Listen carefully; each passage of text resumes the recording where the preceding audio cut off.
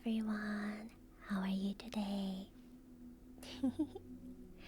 Today we are doing spooky stories. Scary. We're gonna go back to reading some creepypasta stories. We used to do this long time ago. I haven't done any in a while, but since now it's October, the month of Halloween, we will be doing some scary stories today and possibly one more before the month is over, maybe. Welcome everyone. So today is story time, so I will not be doing triggers. Triggers ASMR will be on this weekend, as usual.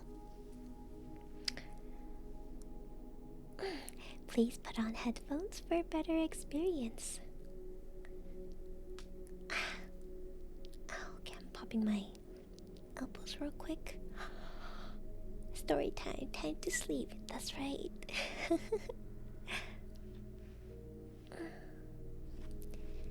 Alright.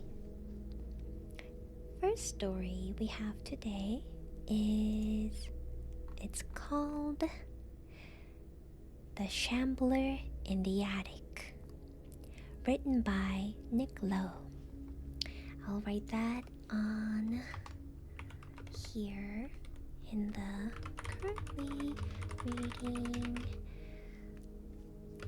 The Shambler in the Attic by Nick Lowe. Ah, Avery, thank you so much. Thank you. I'm gonna pin this.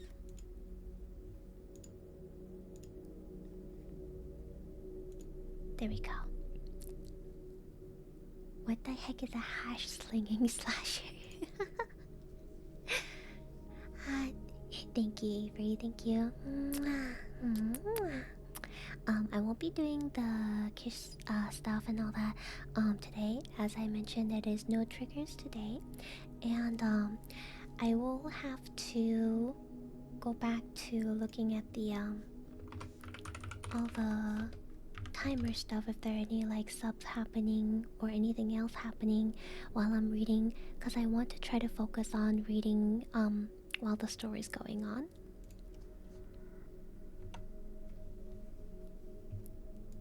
Wait, let's see. Oh, I don't have you in here. Okay.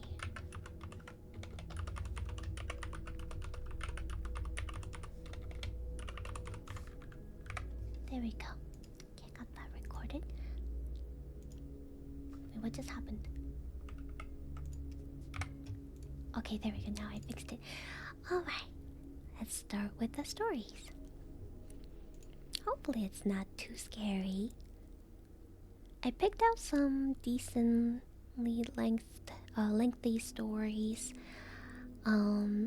Estimated reading time on average of 20 to 30 minutes, but that's just, you know, reading with your eyes. But since I'm reading it out loud, it might take like maybe double the time. While I'm reading, I won't be able to reply back as much, so keep that in mind. What else? Oh, all the sound alerts. Well, the sound alerts are usually turned off for ASMR, but a lot of the redeems are turned off at the moment.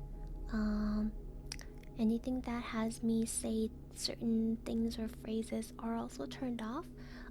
Only thing currently active is like head pads and all that stuff, so that we can focus on reading and listening to the story.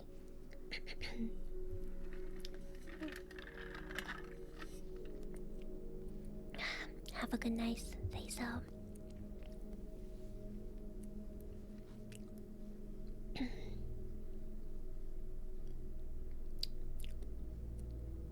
Yes, story time.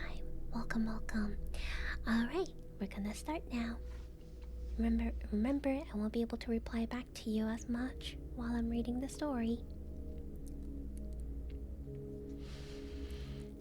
The Shambler in the Attic, written by Nick Lowe. Oh, by the way, I hope the background ambience music is loud enough, but not too loud, just enough to give you a bit of the feel. I just hydrated, dang it.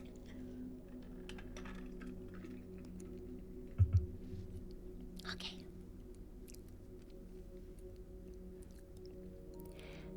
Must you have battle in your heart forever?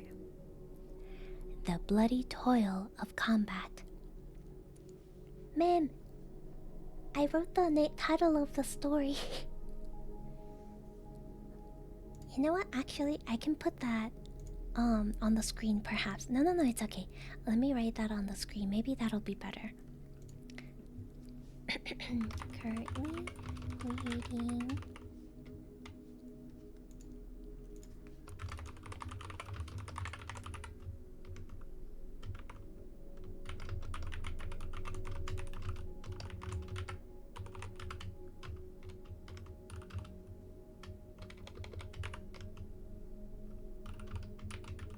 Wait, what was their name again? Niccolo, not Mark. Nick. It's Nick. Okay, there we go. And we'll make this yellow.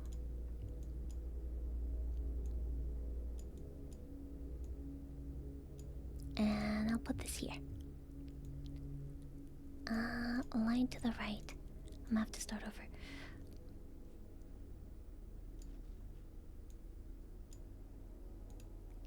Alright, that works. Put this in this folder.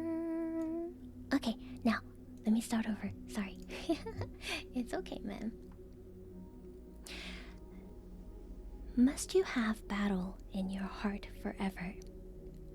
The bloody toil of combat. Old contender, will you not yield to the immortal gods? This nightmare cannot die, being eternal evil itself. The horror, pain, and chaos. There is no fighting it. No power can fight it. All that avails is flight. The Odyssey.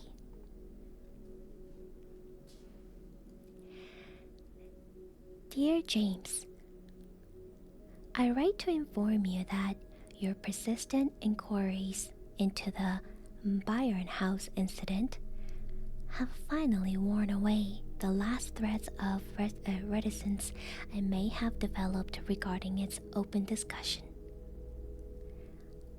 I have warned you more than enough in my various replies over the past few years.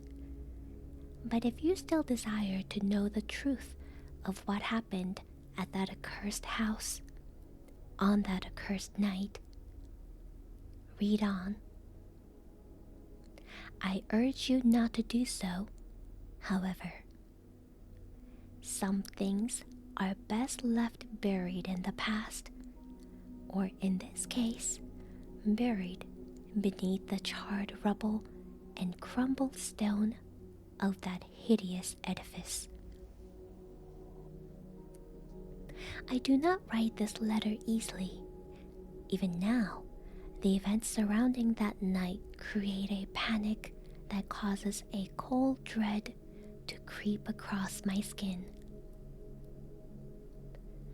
To even briefly recall what I saw on that night and of the measures I took to end it causes my mind to unravel in terror at what vague horrors may still lurk beneath the bricks and mortar of that terrible place. Although my account is undoubtedly localized in its scope, it hints at a much larger gathering of nightmarish forces at work in the hidden, shadowed corners of the earth and beyond. The lurking unknown that layers in the twisting vistas of the deepest cosmic spheres and the lightless chasms of the unnameable blackness of the outside. I have long since burned all my diary entries detailing Byron House and my subsequent correspondences with occultists, pseudoscientists, and fringe scholars from across the globe. All that remains is the very letter you now hold in your hands. Because I have destroyed all written record of what happened in the house, I am relying purely upon my memory to recount the shadow details. The horrid truth is that I have forgotten much of it, and what remains feels like little more than the fevered hallucinations of an oversensitive and morbid imagination. It may be for the best that I struggle to remember the exact facts of the matter, a blessing for the both of us, in fact. I will now detail for you that terrible chain of events that led me to soak the attic room of Byron House in gasoline and burn the building down to cinders, free of all its occupants, save one. Hi, Cap. Thank you so much for the resub. 15 years. Let's go. Thank you, thank you.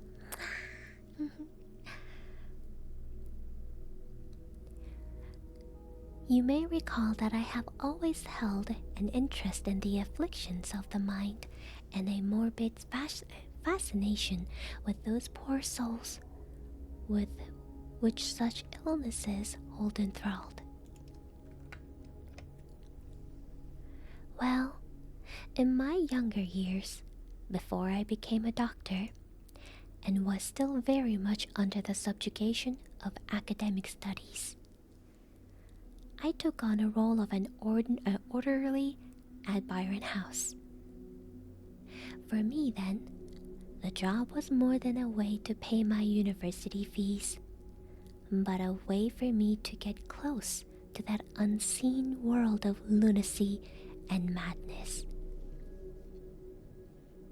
Byron House had once been a home for the elderly, but was closed for unknown circumstance, only to be bought and reopened privately by one Dr. Samuel Monroe as a home for the mentally ill. I knew of the house long before I ever worked there. Everyone in Barton did, I think.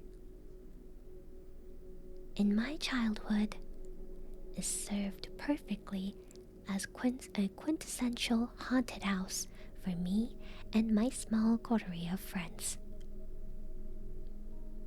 Whereas they looked upon the building as a means of acquiring a cheap thrill, calling the staff and residents' names before running away, I looked upon it with a chilling but irresistible dread. Even then, the macabre held me in its grip of fascination. It wasn't wraiths bound in chains or moaning specters that captivated my imagination. No. Byron's phantoms were bound in the crippled gray flesh of those elderly inhabitants.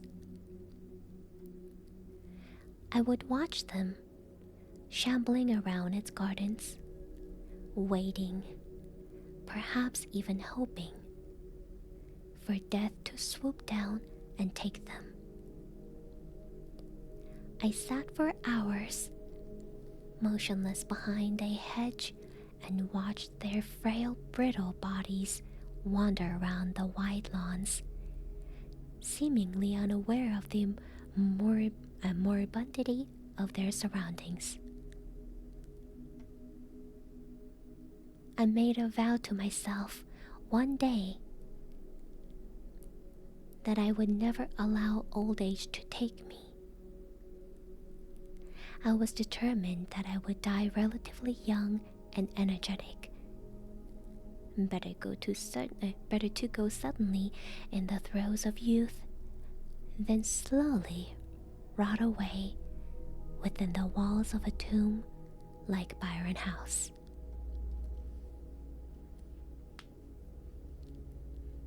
Time has passed, however, and I have failed to keep my vow.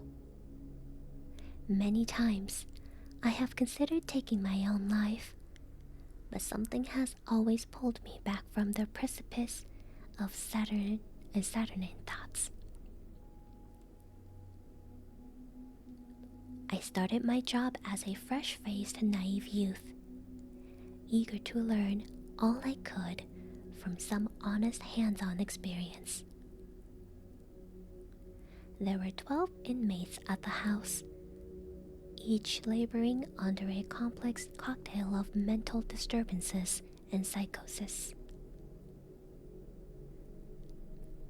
The inmates were overseen and cared for by 8 staff members of various rank. At the very top, there was Dr. Monroe, while at the bottom, there were the orderlies like me. The conditions of the inmates ranged drastically from hysteria, monomania, and psychopathy to feeble-mindedness and retardation. My fellow workers were likewise a mixed bag. One that really stood out was Williams, an ape of a man whose large frame was well suited to restraining rampaging inmates, as well as beating them on occasion, if the rumors about him were true. Another standout was Jane, a well-mannered but somewhat jaded divorcee approaching 50. Jane was part of the government's new nurse training program, and she was always on hand to offer advice regarding administering medication. But there was no warmth in her towards the inmates, and I often wondered why she chose this kind of career for herself. Then there was Dr. Monroe, a distant and stern figure. I got the impression that he in some way resented his position at the house, and he was rarely seen outside of his office.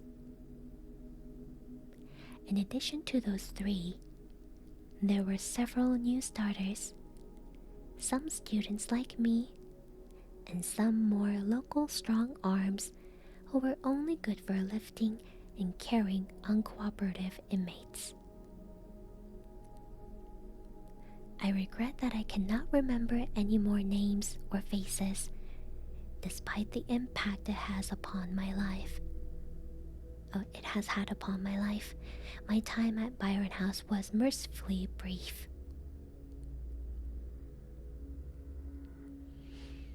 Now, I said there were 12 inmates, and at first, that is what I thought when I started my job. I quickly learned through staff gossip and whispered hearsay, however, that a 13th inmate was being treated at the house. A rare and special inmate whose condition was so extreme that it demanded constant specialized care from Dr. Monroe personally. I eventually learned that this inmate's name was Jonathan Spencer. He was ominously nicknamed 13 by the staff, and he resided at the very top of the house in the attic space, which had been specially renovated to accommodate him. Unlike the other inmates who were permitted to occasionally visit their families, 13 never left the house. He never even left his attic room, and all the staff, except for Dr. Monroe, were forbidden from going to the top floor of the house. Jane once told me a story about a young girl who had come to work at the house several years ago as a porter. She had been working the graveyard shift, and Monroe was away on a rare occasion hosting a lecture at Manchester University, leaving her on her own.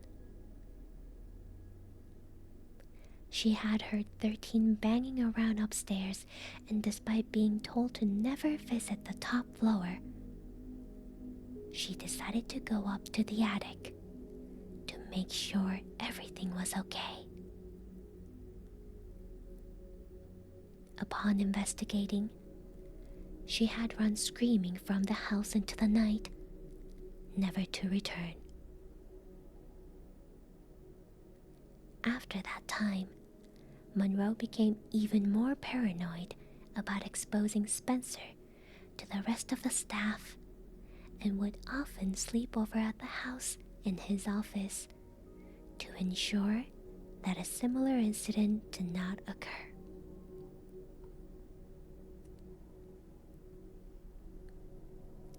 Although she didn't like Monroe, Jane was happy that the grim man spent most of his time at the house.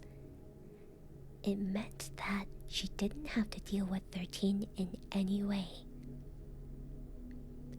As far as she knew, Spencer had always lived in the attic, even before she came to work there, which had been a great deal longer than she cared to admit. Williams didn't have much to say on the matter. He seemed to think that 13's condition was more physical than mental, that it was his body that was deformed rather than his mind. Even though the man was large and not afraid of any of the other inmates, he would grow nervous when working the top floors of the house.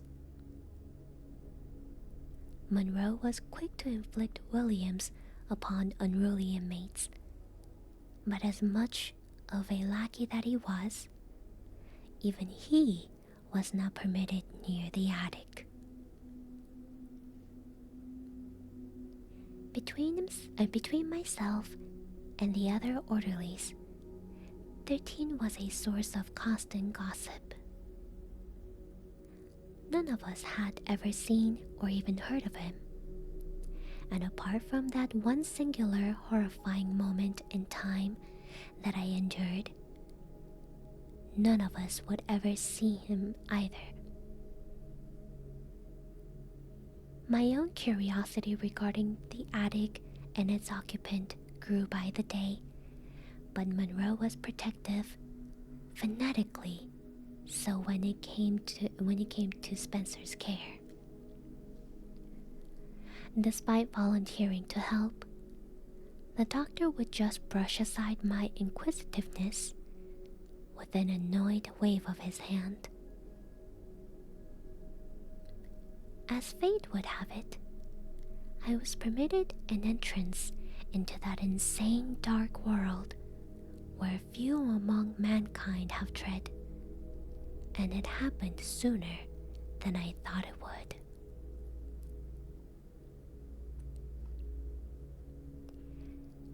It was December, and I had been working at the home for a little under 2 months when Jane came into the staff room one morning with a cup of coffee, a pack of cigarettes, and a look of pure vexation on her ashen face. I had never noticed that she smoked before that day, but she had been in the room no longer than a few seconds before she had lit up a slender white stick and slumped down in the chair opposite me.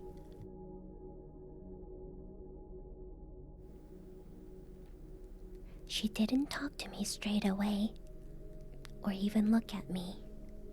She just sat down, almost as if in shock, and drank from her coffee cup and took the occasional long, languid pull from her cigarette. I tried several times to ignore her and go back to reading an article that had caught my interest, but my gaze was always drawn back to her wide, unblinking eyes.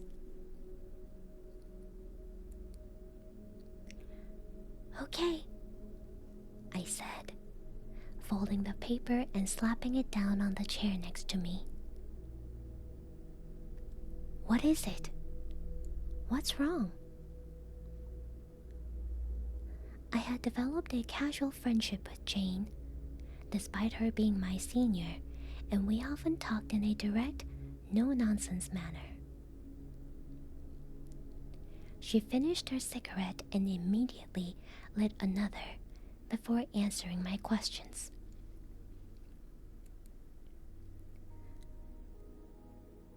"I was on a shift that night," she said quietly. "I was working the graveyard. I'm having to cover for a staff absence." "Oh, whose?" I sat up interested. "Monroe. He's got a virus and can't risk passing it on to any of the inmates, especially..." She paused for a few seconds. 13? I prodded. She didn't say anything. She just nodded slowly. I didn't question anymore, as I could tell that whatever ordeal she had gone through the previous night, she wasn't keen on elaborating further. I sat for a few minutes and pondered. This was my chance, I thought. I had been curious about 13 for a while, and I had hoped to get involved in his care. With Monroe away and off sick, a window of opportunity had opened up before me.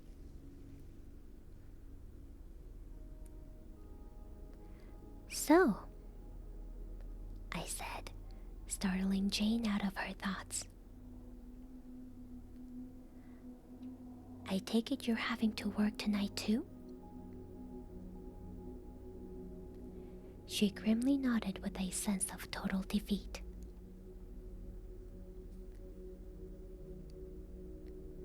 "Well, I could always work instead. I don't mind. And I've even asked Monroe a couple times if I could assist with 13. You see, I'm writing a paper for college at the moment, and..." She cut me off and stood up out of her chair. "Really? You wouldn't mind? Are you sure?" "Of course," I replied. "Although Monroe has probably asked you to cover as you're the most senior member of the staff. I'm not sure he would be pleased if he found out we had swapped shifts." Oh my god. Let me pause real quick. Holy. Lunali, that... Oh my gosh. Welcome, welcome everyone. Ah! Welcome in. Thank you. Thank you so much for the raid. Welcome. Hi, Luna. Welcome, welcome. How are you today? Welcome. Thank you so much for the raid. That's a huge raid. Oh my goodness. Thank you for the follows, everyone. Welcome in, raiders. My name is Aisha Spades. I am Ninetale Snow Fox Spirit, who is also Queen of Spades and Red Queen of Hearts. I'm actually a variety game streamer who does ASMR about twice a week and some karaoke streams. Tonight's ASMR is we're doing scary story reading for the Halloween month, My regular triggers and chatting ASMRs are usually on the weekends. Received a lot of love and rate. Oh, I'm so glad. And you're sending the love here. Thank you so much. I will be sure to pass on the love to another amazing ASMR artist later on when we finish. If you need to go take care of some stuff, or need to eat, or need to get some rest, please do so. Please take care of yourself. Thank you so much for the raid. Hope you had a wonderful time with Luna, everyone. We are currently reading a Creepypasta story, A Shambler in the Attic by Nick Lowe. We're about 20 minutes in on the story so far, and we're not that far into the story. There's still a whole lot of a part of the story to read. Thank you, thank you. Oh, thank you for the gifts to Luna. Seabass, thank you so much. Welcome, everyone. Let me add time real quick. There we go. Thank you, thank you. Have a great one, Luna. I'll see you next time. Welcome in, everyone. Just a quick reminder. As it says on the pinned message, we are doing a story reading time today for ASMR, so I may not be able to reply back to you on time in chat, as we will be focusing on reading the story. I hope you can relax and just listen with the headphones.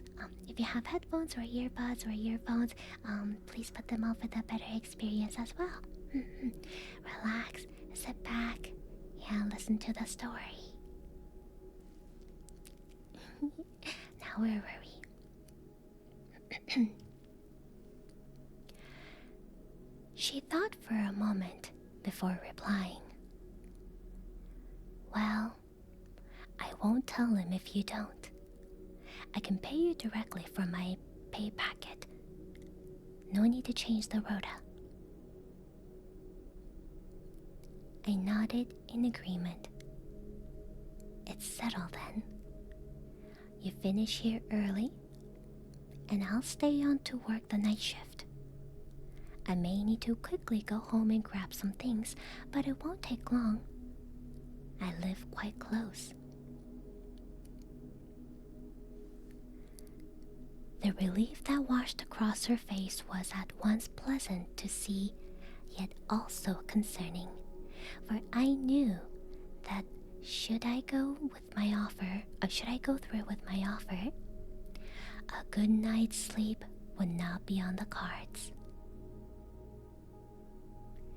She perked up considerably and continued to work for the rest of the day, planning to leave a little before 7 p.m. She was good enough to provide me with a list of chores I would need for the night shift, and I spent the rest of the day working my usual rounds. I don't think the impact of what I had offered to do had truly sunk in, and I remember feeling more excited than anything else.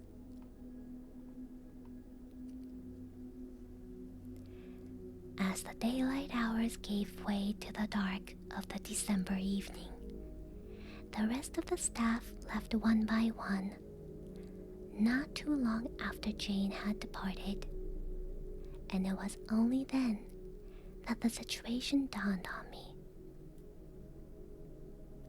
Williams shot a cruel look on his way out that made me uneasy and left me to ponder if he knew more about what was in store for me than he had let on during his various digs and jibs made at me during the day shift. I had never worked the graveyard shift before. Others had, of course, and they had said that despite his unsociable nature, the presence of Dr. Monroe was always a reassuring one. At least having a normal person in the house with you was comforting, with the added bonus that, as a trained doctor, he could handle any situation that might arise from the myriad possibilities available. But as night crept on, and the inmates were safely restrained in their rooms, I began to feel an oppressive cloak of loneliness wrap heavily around my shoulders. At 9 o'clock, I prepared medication and a light supper for Spencer, the details of which Jane had written down for me, along with instructions on how to offer them to him.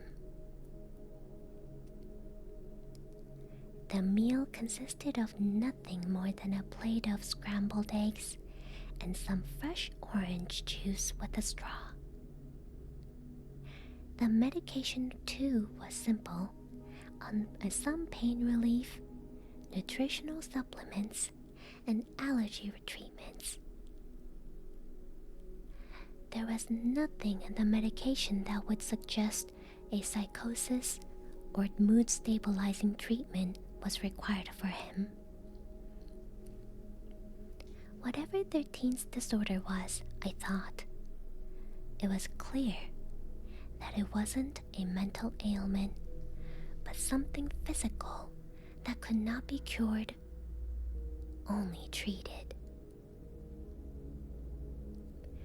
I wondered how much time the unlucky resident must have left, if indeed he was suffering from a physical disease, as I ascended the stairs with my tray in hand.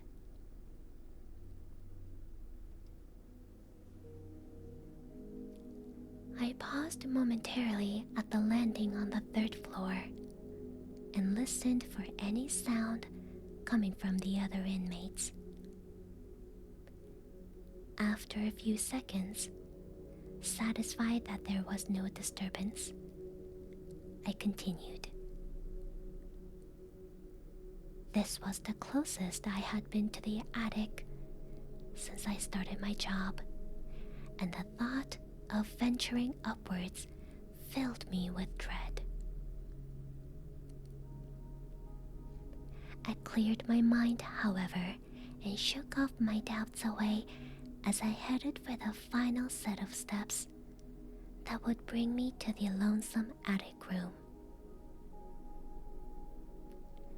The stairs from the 3rd floor led straight up and then curved slightly as they ascended upward and to the left.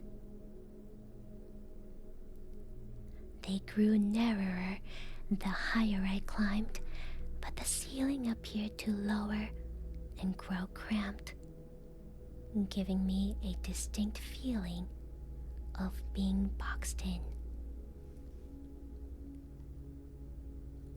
I stopped as the bend curved around more tightly and finally revealed the entrance to the 13th room. I was maybe 10 steps away from the looming wooden door. It had been painted white some time ago, but large chalky flakes had fallen away, revealing the original oaken surface under and beneath.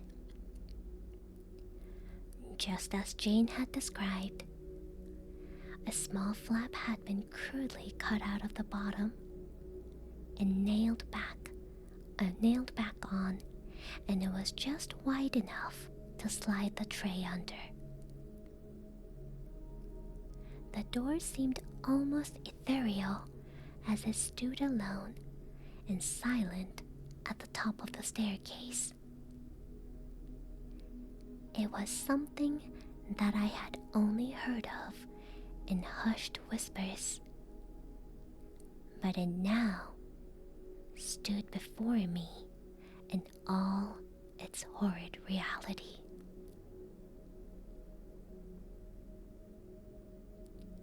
I had moved no more than a single step towards the door when I heard an excited movement coming from the other side. I say movement, but to be precise, the exact sequence of noises that followed gave the impression of awful, liquescent gesticulations. First, there came a soft thud, as if something had dropped from a small height. The noise was softly muted, as if whatever had landed had been cushioned by thick folds. I thought at the time that this was probably attributed to something like Spencer rolling out of his bed whilst wrapped in thick blankets. But there was a certain hinted wetness about the sound that baffled me. Secondly, and more repulsively, a low dragging sound followed by a labored breathing could be heard.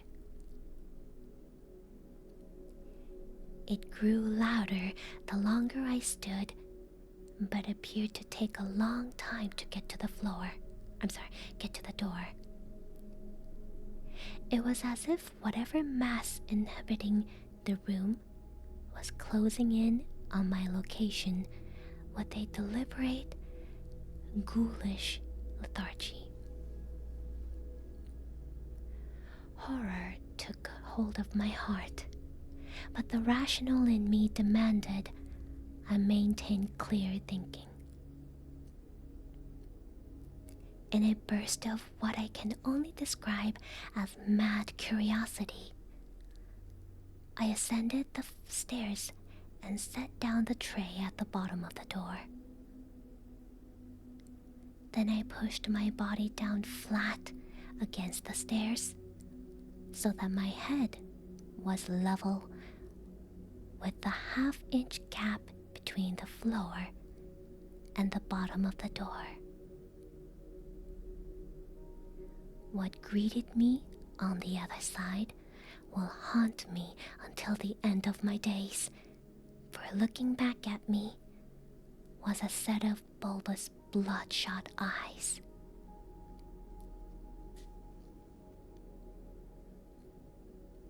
I don't remember running down the stairs, but I do remember going into the ground floor bathroom and vomiting. A silly reaction, you might think, but there was something about those eyes that disturbed me to my very core. It may have been the odd spacing between them, or the way they had seemed to roll around sluggishly and loose in their sockets. For some reason, I couldn't banish the thought of a toad or frog from my mind, as if my brain was struggling to conjure up the most obvious terrestrial comparison to the alien eyes that had glared back at me. I spent the rest of my shift in the staff room drinking coffee and waiting for the December sun to rise.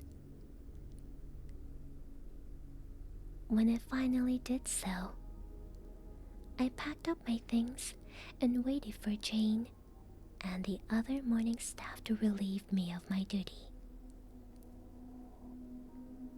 I said nothing to Jane as she approached me and asked how the night had gone.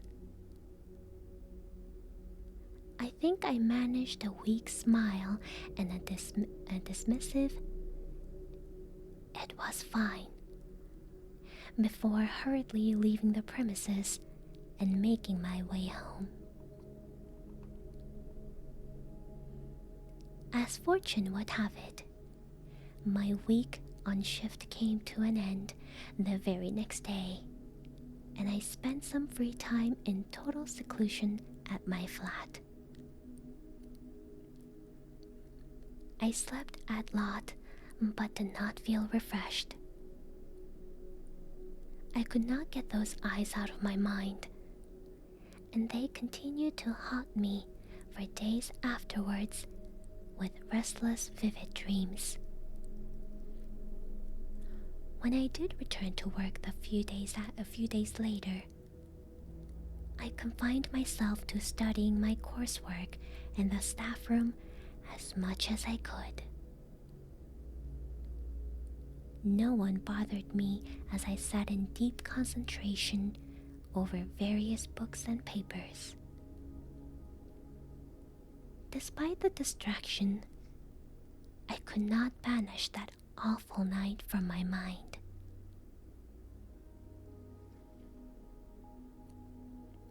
Dr. Monroe was still off with the virus, so I assumed that the other staff had covered the night shifts during my week of respite.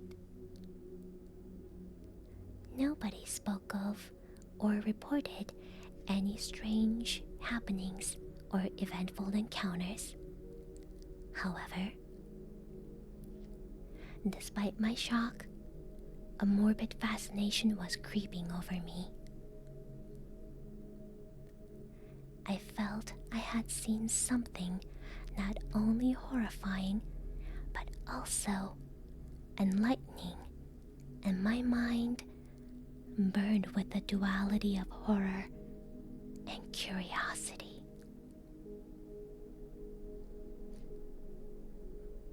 My thoughts kept snapping back to those eyes.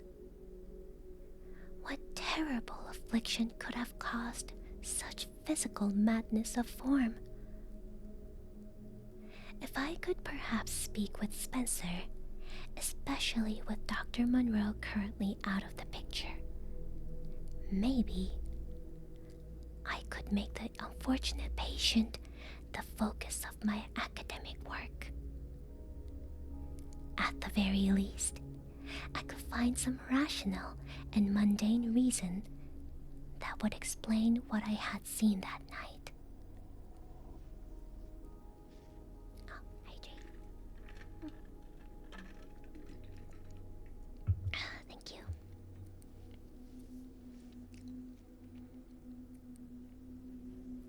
A few more days working my ordinary rounds, and my mind was made up.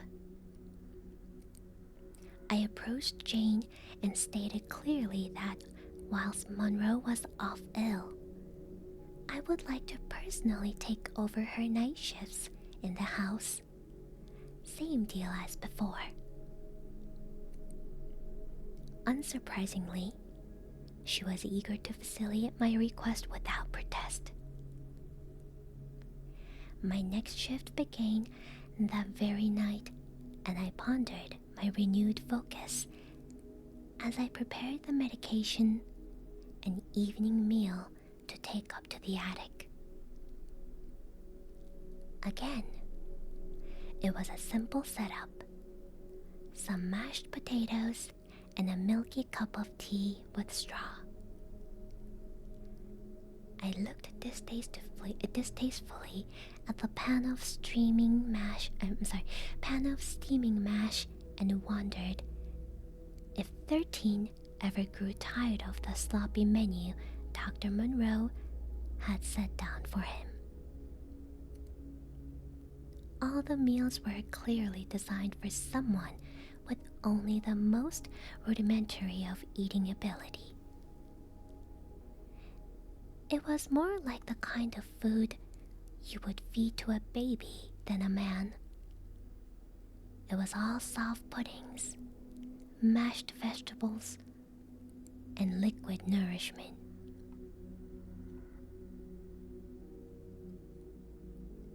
With a newly fortified resolve, I made my way back to the attic with my tray, this time without pausing. As I ascended that last set of stairs, something did indeed greet me at the door. It was not an object of terror or disgust, but rather an item that made me immediately question its validity as something that belonged to this exact time and place. It was a small piece of plain paper, a little crumpled and folded crudely several times, and it was sticking out from the gap at the bottom of the door. No sounds came from within the room beyond, and I assumed that 13 must be sleeping. I quietly slid my tray carefully through the flap as to avoid disturbing the occupant behind the door, and collected the note and the breakfast tray left behind by the morning staff before creeping quietly back down to the staff room.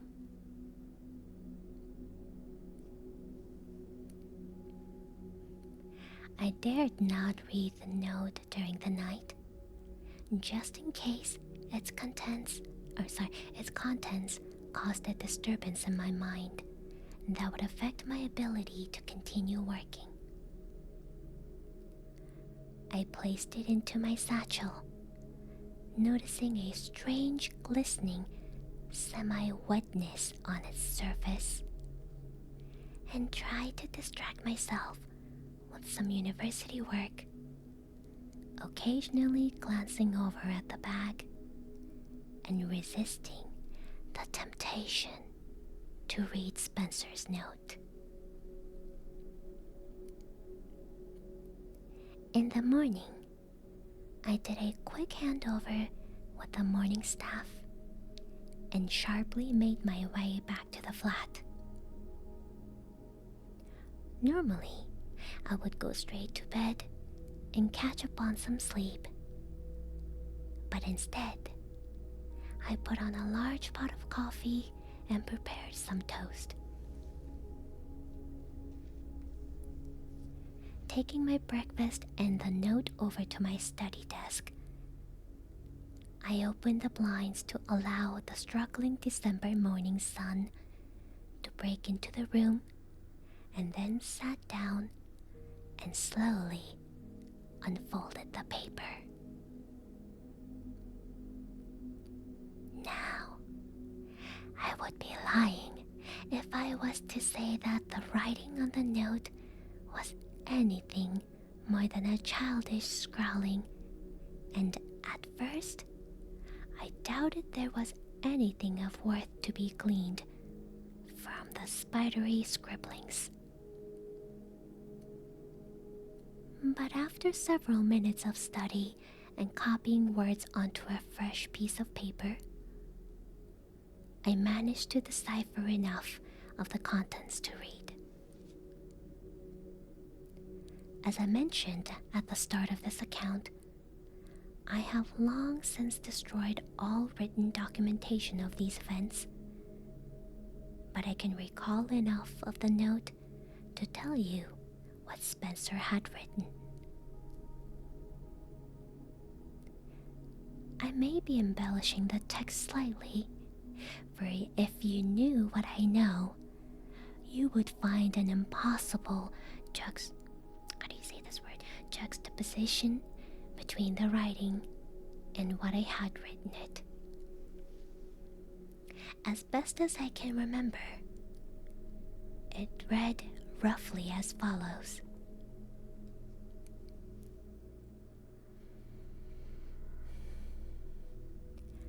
I apologize if I shocked you the other night or gave you a fright.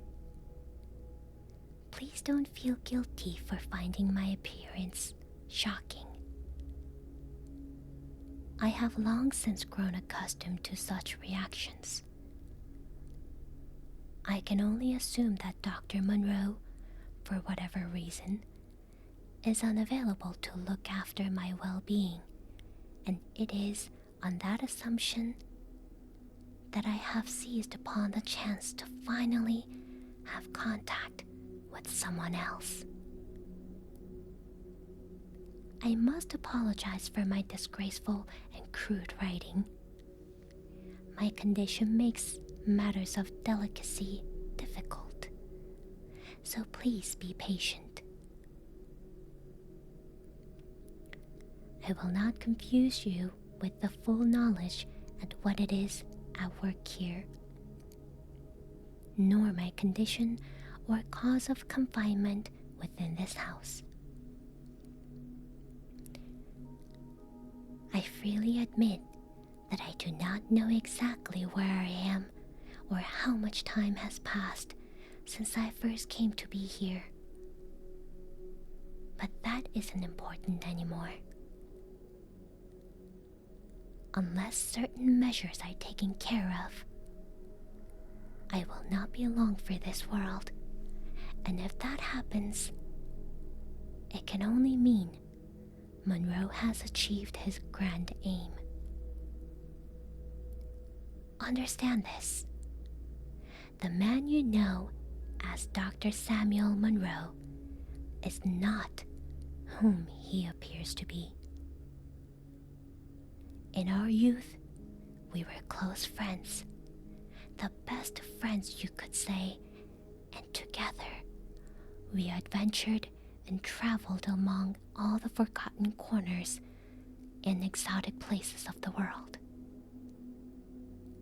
The Orient, the Congo, and Arabia. We explored the deepest jungles of the Indian subcontinent, the ancient sands of Egypt, and the forgotten ruins of the Americas. My condition is somewhat linked to these travels, but is something far more sinister than a mere tropical disease. Now, I need to have two things from you, if I may be so bold. I realize you are under no obligation to aid me, but know that if you do, you will not only be doing me a service, but also securing the future safety of all mankind. Firstly, I need you to keep our correspondence a secret. No one, least of all Monroe, must suspect we are in contact. That man is wicked and will seek to do you harm should he discover you have been talking to me. Secondly, I will need you to acquire some items that have been taken from me. Unfortunately, I believe them to be in Monroe's possession. I will tell you more about these once I have received a reply from you. Only then can we move things forward. I am thankful to whatever powers allowed our paths to cross, and look forward to hearing from you. Let me hydrate real quick. Thank you. Hi, kid. Welcome. Hope you have a good night. Thank you for the like. And welcome in everyone that I missed while I was reading. I snoozed the incoming ads for 5 minutes, so we will be having ads in a couple minutes or so.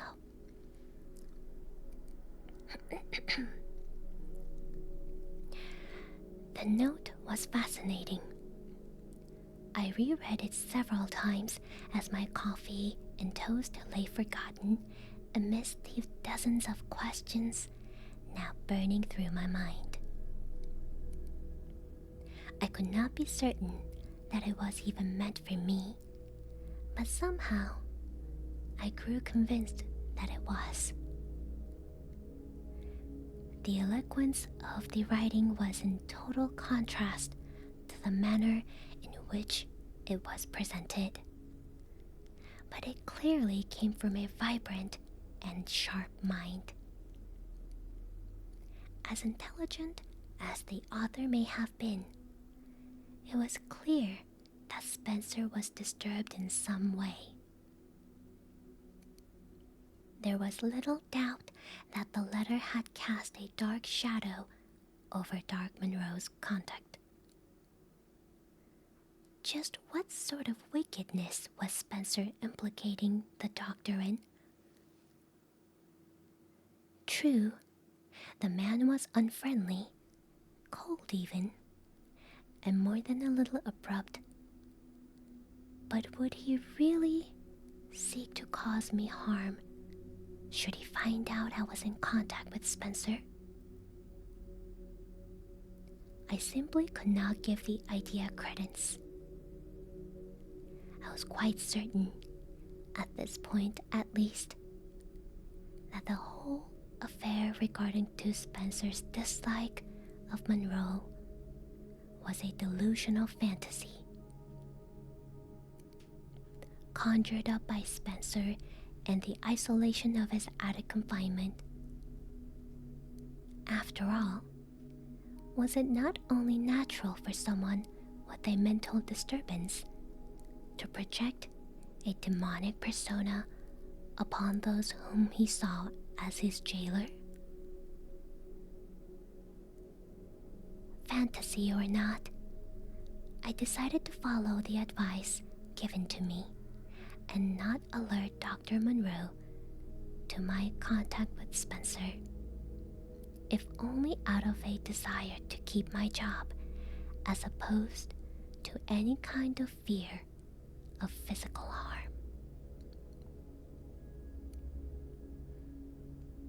I wrote a reply that morning and took it up to Spencer when I started my next night shift. Suffice to say, I had agreed to hear him out, but only on the sole condition that he told me all he knew about his illness, so that I could use that knowledge to benefit medical science.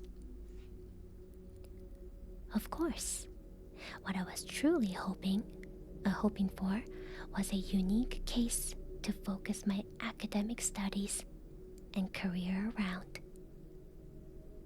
And I'm sure on some level Spencer suspected that. Before sliding my reply under the door, I first attempted to make verbal contact. Ads are incoming. I will be back in about a minute. We'll be back. Take a quick bathroom break if you need to. Sit tight.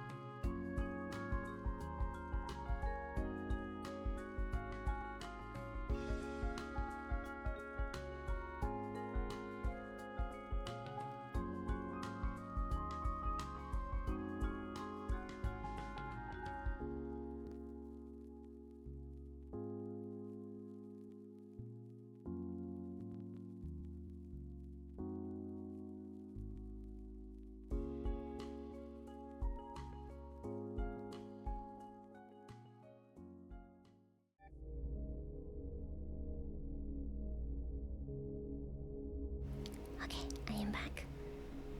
My apologies for the extra windy background noise if you hear it. It got pretty hot in my bedroom, so I had to turn on the fan.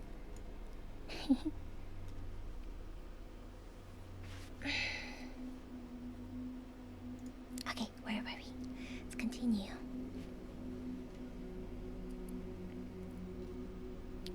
I pressed my head close against the door and simply said, "It's me.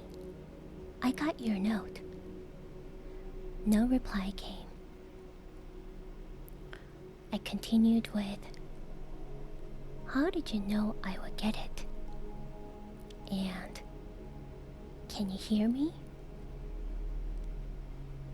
My last question was cut off by a low bubbling, gurgling sound. A liquid response that brought bile up to my throat. I fled once more, almost as keenly as on that first night I saw those terrible eyes, and confined myself once again to the staff room, where a cold sweat prevented me from gaining any meaningful rest.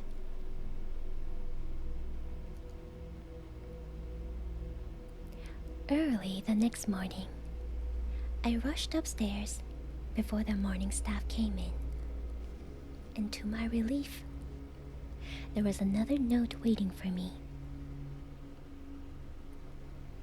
The second letter was shorter than the first, and as I was more accustomed to his writing, I was able to quickly read over it before the day's staff arrived. Although shorter, this note was more revealing, and it opened the doorway to the chaotic madness which eventually followed.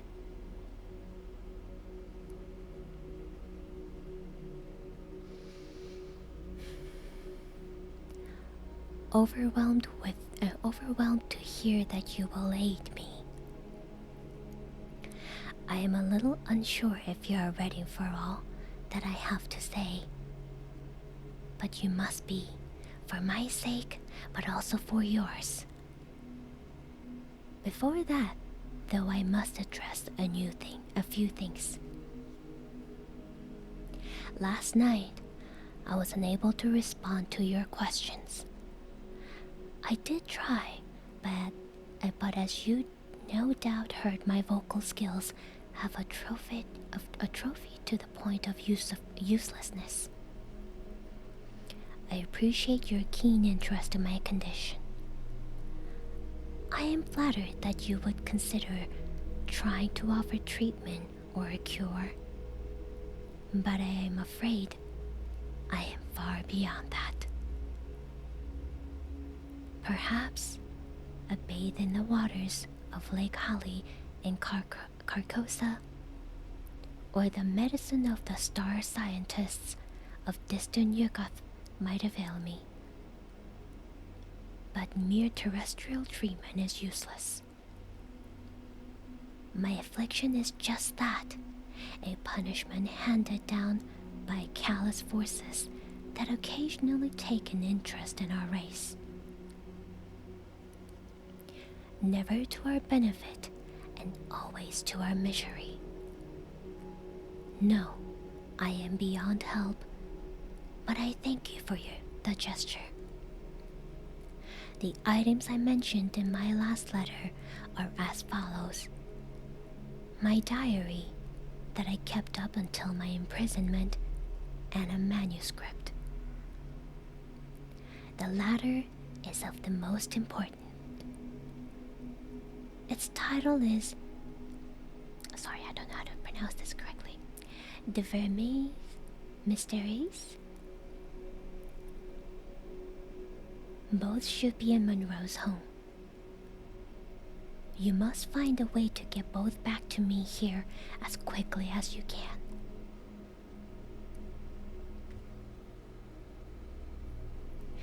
The next few days dragged on. I knew what Spencer wanted me to do, but I was undecided if I was capable of committing a crime to get him what he wanted. Clearly, he was delusional. There could be no doubt of that.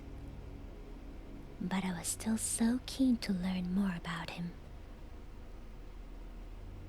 Despite his words, I was sure his condition could benefit from study, and it was only the continued imprisonment by Dr. Monroe that stopped the medical community from offering him any kind of aid.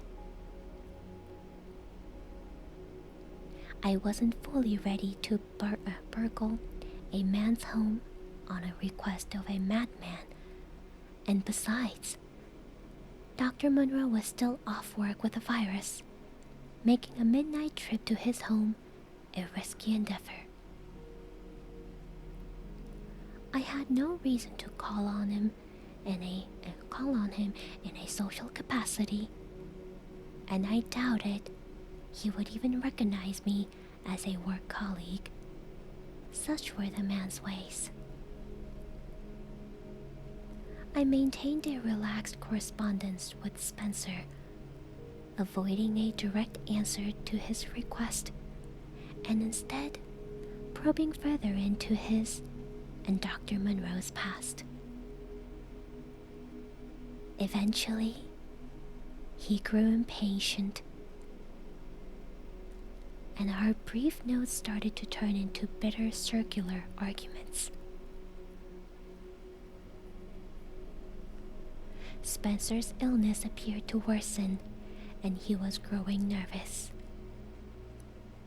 I was unwilling to rush headlong into a decision regarding recovering his notes and manuscript, and this provoked in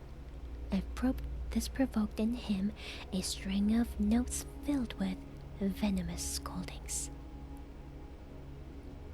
I admit that during this time, I considered dropping the matter entirely and returning to my previous routine of university work, and considered quitting Byron House altogether. Before deciding one way or the other, however, I took it upon myself to do some research without telling Spencer.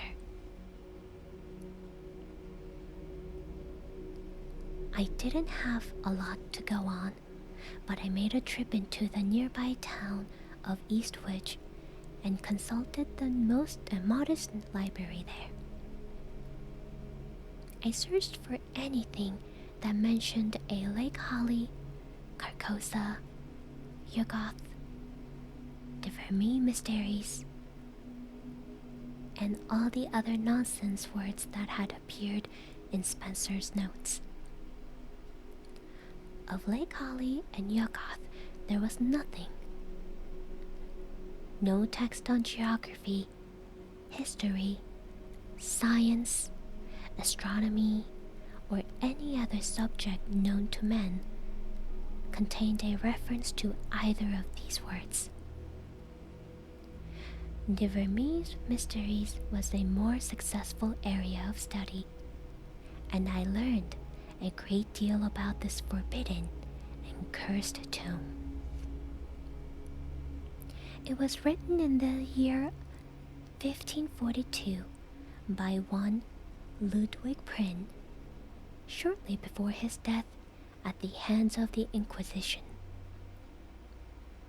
Various translations and copies had been made throughout history, many with strange titles such as the Grimoire or the Saracenic Rituals.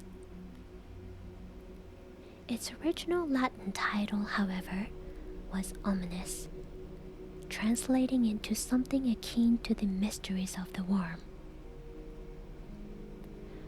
The book seemed to be one of several interconnected volumes, each more hideous in subject matter and scope. Other works were mentioned in the text, books such as Cultus de Ghouls, Things of the Water, That Final and most dreadful work of black magic, the Necronomicon. Each book spoke of strange places and strange times. Whole cycles of myth where the earth had been ruled over by old ones and elder things. Of the malevolent fungi from Yuggoth. Of the faceless night gaunts and of the black goat with 1,000 young. Of great Cthulhu who lay dead, but dreaming in lightless, brine-soaked Rouillet. I freely admit that most of the works were mercifully beyond my understanding, but still, there was an awful sincerity to their descriptions. I pushed such thoughts from my mind, after all. I was at that time a man of science, not sorcery. Still, they lingered in my imagination and have continued to do so every day since. After hours of searching, I also came across a small paragraph in a recently written history book about witchcraft regarding the reign of Queen Elizabeth I, that mentioned a certain John Dee as a sorcerer and author of such works as Mona's Hieroglyphica and notes on the mysteries of the worm. I made a note of the book's author, a Dr. Harlan Glass, and penned a letter to him the next day, asking if he knew anything about a book called The Vermeer's Mysteries. But I never received a reply.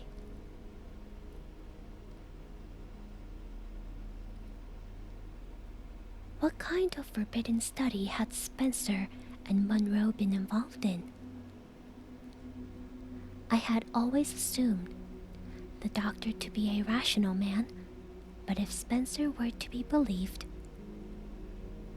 he has once a keen scholar of the supernatural and explorer of strange, dark places. The day in the library had taxed my mind, and I returned to my flat for an early night's sleep. My dreams, however, were far from restful. I was plagued by a recurring nightmare of the first time I had seen Spencer's strange eyes. Chaotic vortices burned into my mind, and I found myself floating through the vast void of space. I knew not how I came to be in the ether, but I had a vague sense of possessing no body and of being carried on the back of something so sinister I dared not look. The beating of huge wings deafened my ears, and although I had no idea where in space I was, I instinctively knew I was bound for a lightless Yuggoth, the outpost of the dread sentient fungi. Then my nightmare scene shifted, and I found myself standing at the edge of what I knew must be Lake Halley in Carcosa. Dark purple waters lapping languidly around my ankles. Thick like syrup, but with the stench of 1,000 rotting corpses.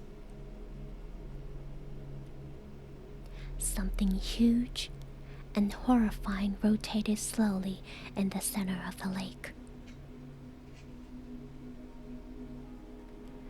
a colossal tower of plastic flesh that, to my horror, possessed the mockery of a face upon its surface, and eyes too.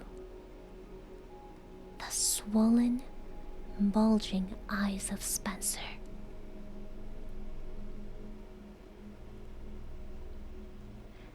I awoke suddenly, screaming and short of breath. My sheets were damp with cooling sweat, and my head throbbed in pain. I took a week off work to recover, but the nightmares continued to assault me on a nightly basis. Eventually, December came to a close, and Christmas came and went with little fuss. I've never been one to overly celebrate the so-called festive period and spend most of my time alone in my flat or in the local pub.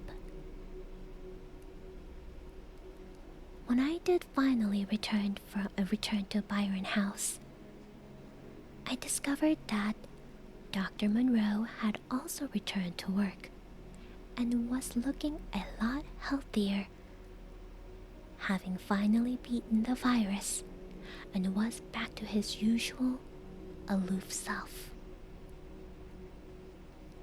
I was somewhat relieved, as his presence made contact with Spencer impossible and beyond my control, something even he would be forced to accept, as it seemed he was as afraid of Monroe discovering our contact as I was. I wasted little time. By now, I had become obsessed with gaining more knowledge about Diverme's Mysteries and its contents.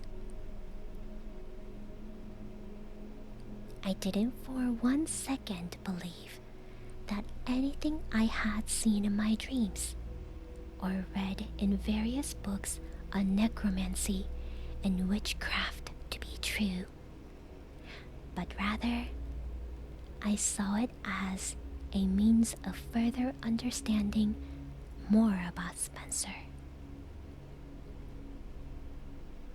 My desire to write a paper on him had been renewed by my sudden plunge into his supernatural interests, and I felt confident I could write a groundbreaking work on supernatural monomania and hand it in confidently to my tutor. I had finally decided to go ahead with Spencer's wish and steal back his diary and manuscript, not to hand over to him, of course, but for my own personal study. Once I was done, I could simply sell the book and make a bit of cash in the process. By all accounts, it would be worth a fortune to the right buyer. I knew my time at Byron House was coming to an end. First semester exams were looming, and I would need to quit my job in order to focus on my studies. In a few weeks, I would be away from Monroe and Spencer and back into the sanity of regular student life. Greedy for knowledge, I therefore decided that breaking the law was worth the risk and set about planning my theft. I started to follow Monroe home on my days off. Despite recovering from his illness, he seldom stayed the night over at Byron House. No doubt he was still recovering on some level, and wished to sleep in his own bed. This would make things difficult, of course, but I was confident his stubbornness would cause him to quickly lapse back into his old habits. I would wait for him just out of sight and then carefully shadow the man until I became familiar with his routine. Fortunately, he did as I suspected he would, and started spending more time at Byron House. Eventually, I chose a night to break into his home.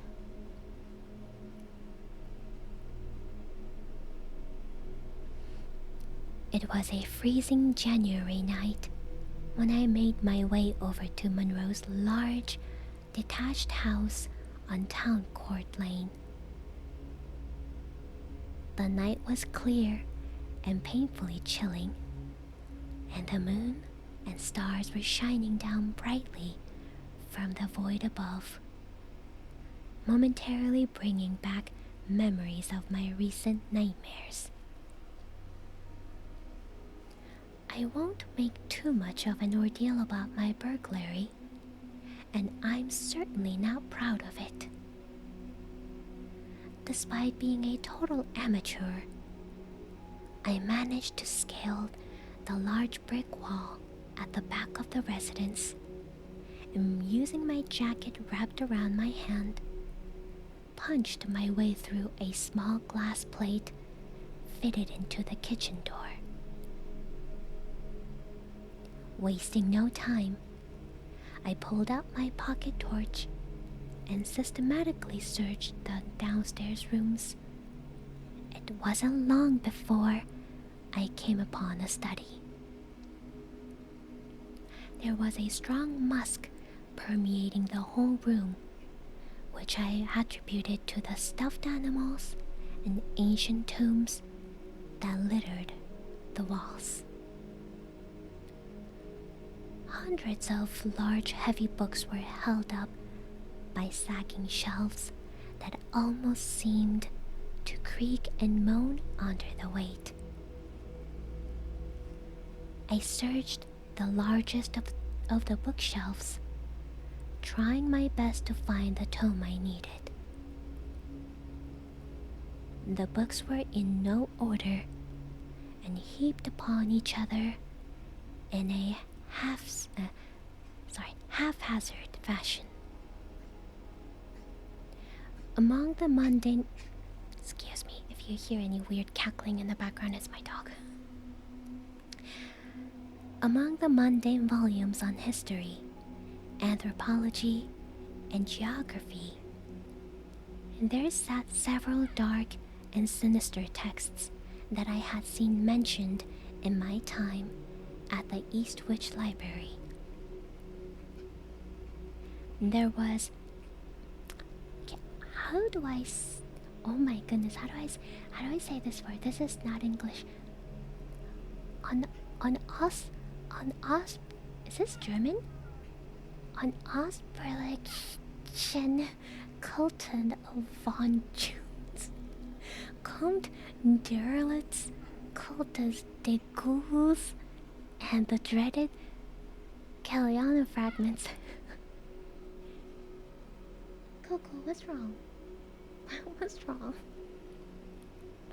Most of these forbidden texts appeared to be modern translations, but at least one of was frighteningly authentic and ancient. I don't know, even if you type it out, I would not know how to pronounce it. Hold on, let me pick up my dog. She is being needy. Come here, baby. Okay. You can sit on my lap.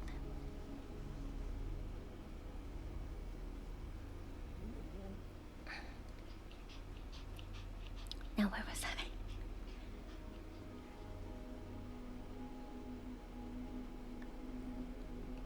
Okay. Also, hello, welcome in. For all those who um newly joined in while I was reading. Welcome, welcome. Thank you for the reset, Vampire. Welcome in. Let me add the time. Thank you so much. Mwah.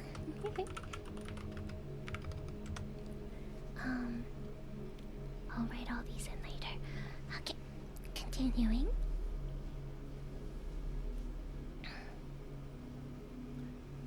It didn't take me long to find Diverme's mysteries. I slid the crumbling manuscript out of the shelf carefully. The remaining books gently toppled into the vacant space it left behind. I doubted if Monroe would even notice a particular volume missing in all this chaotic cataloging, but I quickly rearranged the shelf, so no noticeable gaps were present. I noticed another, slimmer black-bound volume tied to the back of manuscript, and a quick check confirmed this to be Spencer's diary. I silently praised Monroe's sense of propriety, despite his disorderly collection. He must have known how important Spencer's diary and notes on the manuscript were. Unable to contain my curiosity, I opened Diverme's mysteries and glanced over the spidery text inside. Unfortunately, the manuscript was far too complex to decipher. With its archaic Latin, and so I concentrated instead on the more accessible but no less mysterious journal. I was confident that Monroe would not return home, and the house had no close neighbors. So, by the light of my pocket torch, I sat at the study's large desk and read. The journal detailed the various travels that Monroe and Spencer had undertaken as young men, and it appeared that the latter had been true to his word in his note describing these adventures. The diary spoke of an ancient cult that the two had come into contact with during their sojourn in Central Asia. A place, or perhaps even a time, known only as Ling. It also spoke of a secret order of undying monks who guarded a fabulous treasure that lay in the center of a great stone monastery. This treasure, a large golden idol of a winged hound, was a powerful artifact capable of opening the way for the old ones locked beyond our reality. They guarded this treasure from all would-be thieves, such as the fearsome Chuchu, a race of semi-human cannibals, as well as the dreaded spiders of Ling, sentient arachnids with their own designs for mankind. The old ones appeared to be Monroe's main motivation concerning the cult. In particular, he appeared to be opposed to them in some way. Spencer seemed much more interested in the cult's mysterious powers. As I read on, I learned more about their dealings with the monks and the secrets of immortality that they could induct outsiders into. It seemed that Spencer did indeed get his wish and meet the deathless leaders of the group, but that the meeting had gone sour, and in retaliation, he decided to steal the golden idol and make his escape.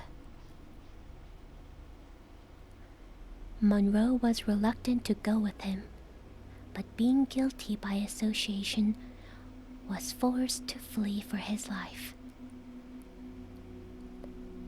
During the trip back to England, the two had been in constant disagreement as to the idol's fate. Monroe wanted to be rid of the thing, but Spencer refused, saying that the black secrets contained within would allow them to live forever as gods upon the earth. At some point, the two parted ways, Monroe with the idol and Spencer with nothing. He grew deeply paranoid and furious with Monroe's departure, and became convinced that either the cult or Monroe had placed a curse on him, and spoke first of the symptoms that no doubt manifested into his current condition. I tried my best to locate the idol, which was drawn on a diary page with great detail, but my efforts were fruitless. I suspected that Monroe may still possess it, but that must have been hidden somewhere in his house, or even his office at Byron. Regardless, it was time for me to leave. I didn't sleep well after reading Spencer's diary. The nightmares grew more vivid and intense. I felt as if I was being plunged into gloomy Erebus, my tormented soul lightly assaulted by every blasphemous revelation that the diary had revealed. The morning I was due to attend my last shift at Byron House, I sat and pondered over an untouched cup of coffee. I had read much in the past few weeks, and although I was certain that the whole matter of magic and old gods of Yuggoth was purely fanciful, I couldn't detach a dreadful sense of realness from the topics I had read. If everything written down in that diary was true, then it would appear that Monroe had put a stop to Spencer's plans of immortality and locked him up in the attic to seize whatever menace he may have been to mankind. Due to my nightmares, however, I was quickly growing tired with the whole affair. It was taxing my mind to breaking point, and my studies had suffered because of it. I reasoned that if some insane inmate wanted his book back, who was I to deny him? Better to be rid of things and banish all thoughts of elder gods and old ones from my mind, and get back into my studies. Forget about the whole thing and my involvement in it. Secretly, I had thought about putting the books back in Monroe's house, but it had been clear that he knew about the burglary due to the smashed window I left behind. He seemed to be spending more times at home now, and I heard a rumor that he had acquired a rather large German shepherd to guard his home. Having possession of the books would clearly mark my guilt. On the off chance he suspected me, the local police would not have to search my tiny flat long to find them. I would have discarded them, but that felt irresponsible given their contents.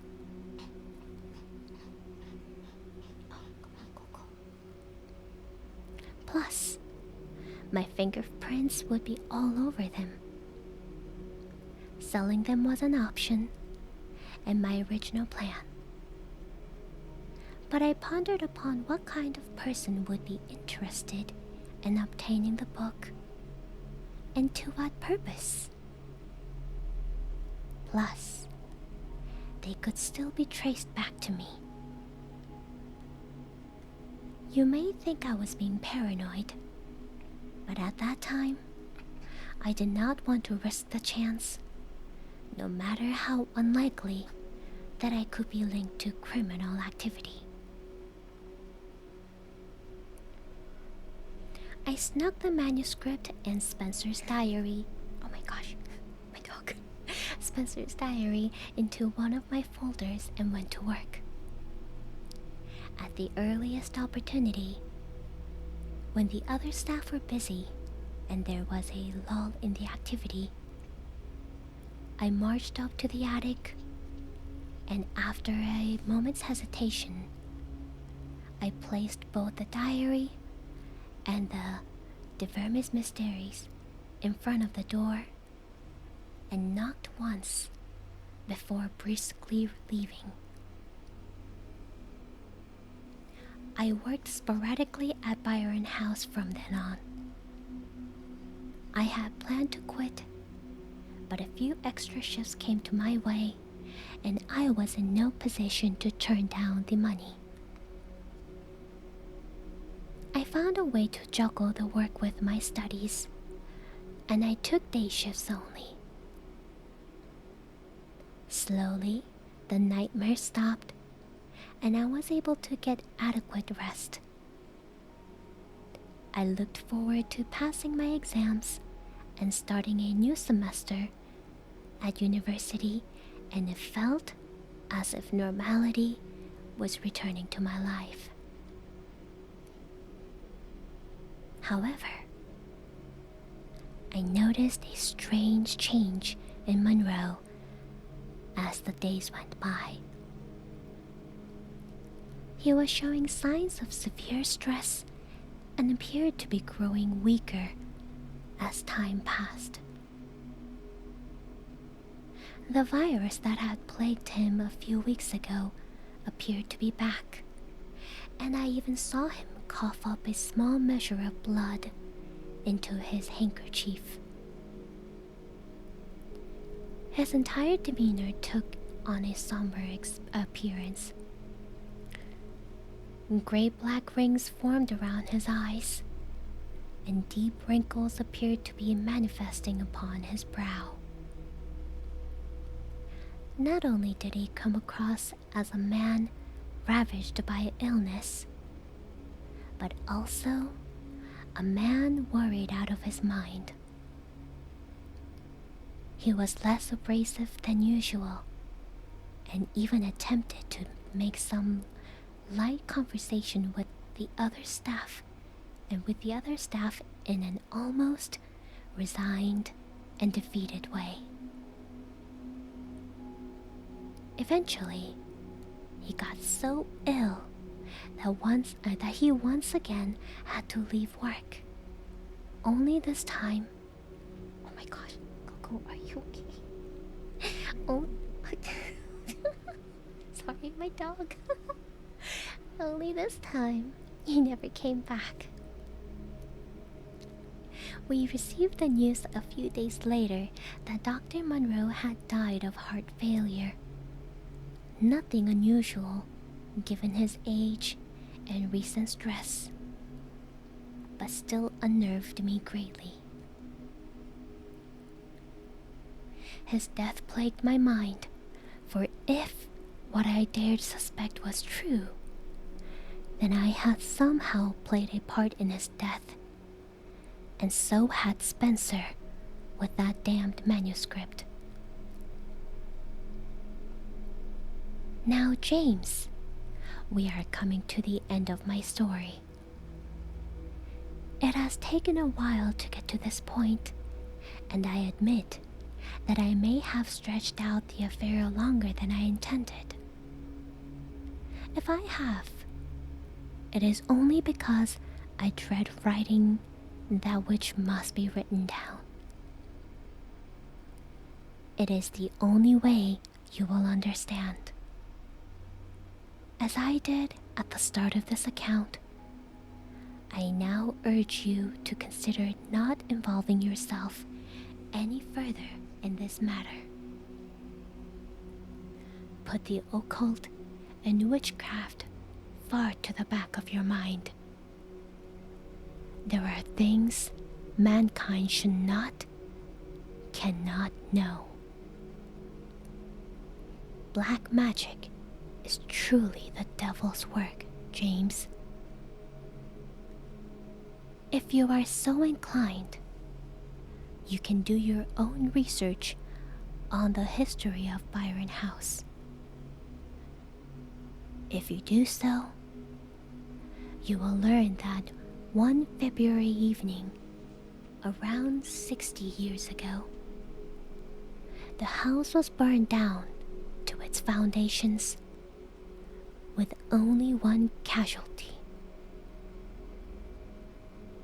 You may also learn, too, that not long after, Dr. Monroe's house was broken into and a large portion of his private book collection burned to ashes on his back lawn.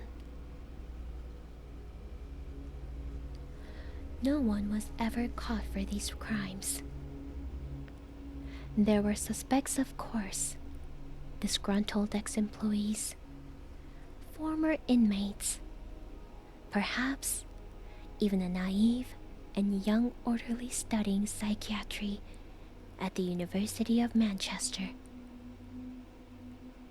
But the police failed to ever nail down a perpetrator. I am an old man now, and my mind is not as sharp as it once was. Nevertheless, I will recount the horror as full as I can, and maybe then you will give up this investigation of yours. Once a month, the staff and inmates at Byron took a trip into the countryside as a reward for good behavior, so that everyone could benefit from some good old-fashioned fresh air. Spencer was exempt from these trips, of course, due to his physical limitations. It would have normally stayed behind with Dr. Monroe, whilst the rest of the house went out. However, with Monroe gone, none of the staff were willing to stay behind to see to Spencer's needs, and instead, a tray of food was to be left outside of his attic door. The staff and inmates then left the house for a few days. I had made it clear that my college studies needed some serious tending to, and I would be unable to work at Byron House any longer. I left not long after Dr. Monroe passed away and never stayed in contact with Jane, Williams, or anyone else from the house. Hello, welcome, Matt Mask. Thank you for the raid. Welcome and welcome in. How are you today? Hope you had a good stream. Welcome in, raiders. My name is Aisha Spades. I am a Ninetales Snow Fox Spirit, who is also Queen of Spades and Red Queen of Hearts. Today we are doing a story reading ASMR, so no triggers are offered or requested on the stream, but it will be on weekend instead. Very tired? Oh, I hope you can get some rest. Hi Steve, welcome back. Thank you for the resub. Thank you. Mwah. Mwah. Mwah. Thank you. Hope you've been good. Where was I? We are almost done with this story. Confident that one of the fellows I now shared my student accommodation within Manchester could provide me with an alibi should I have need of one, I took the train from Piccadilly to Eastwich. I then took the last bus to Barton, and I waited for Williams, Jane, and the various inmates they looked after to leave the premises and allow me to make a concealed entry. It was with a heavy heart and a troubled mind that I once again ascended those lonely, sinister steps that led to the attic. By this time, the nightmares had returned, only now they featured the tormented spirit of Monroe, crying to me from beyond the grave. I admit to you fully that I may have been in the grip of madness myself at this time, for what sane man would have done what I did on that chill February, right? I was convinced that the fate of all mankind was at stake. That Lang and Yuggoth and Carcosa were all very much real, and that the old ones waited patiently in their ancient prisons to descend once more upon the earth. I cannot say to you that I do not still believe these things, but that is my burden, not yours. As I summed up all the courage I could muster and stood before the door, a voice slurred forth from beyond. To this day, I cannot say if I truly heard these words or if they just appeared in my mind, but those liquid syllables, slimy and slopping, spoke to me, and I dared not answer back.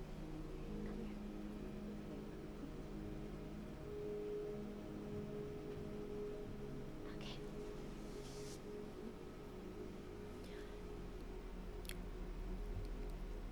You done well. The key, mine. Monroe denied, killed him, called it down from the stars. Ritual, soulless nectar to the gods. It fed of him. Elder ones feast now. Monroe burns. Body returning. Freedom. Your help. You're next.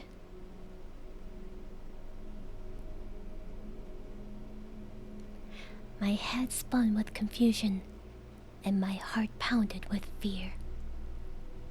In one mad burst of fury, I kicked down the door and gazed upon that which had once been Jonathan Spencer. What did I see? It's difficult to truly describe with justifiable detail. But what I did see caused me to flee the attic in a fit of howling madness and return with petrol and matches. Whatever it was, I was convinced that only the purifying torch of fire could erase its horrid monstrosity from the world. For floundering on the attic floor, there laid a vast mass of gelatinous, rotting fungoid flesh, quivering under the weight of its own hideousness. Part of it lay splashed upon the ceiling and the walls, but the bulk laid upon the bare attic floor in bubbling pools. Unblinking, bulbous eyes rolled around the shuddering mound before locking upon me with the intensity of a dying star. Appendages and pseudo-appendages formed and spurted up from within, only to collapse into mounds of hideous protoplasmic tissue that continued to squirm of their own accord.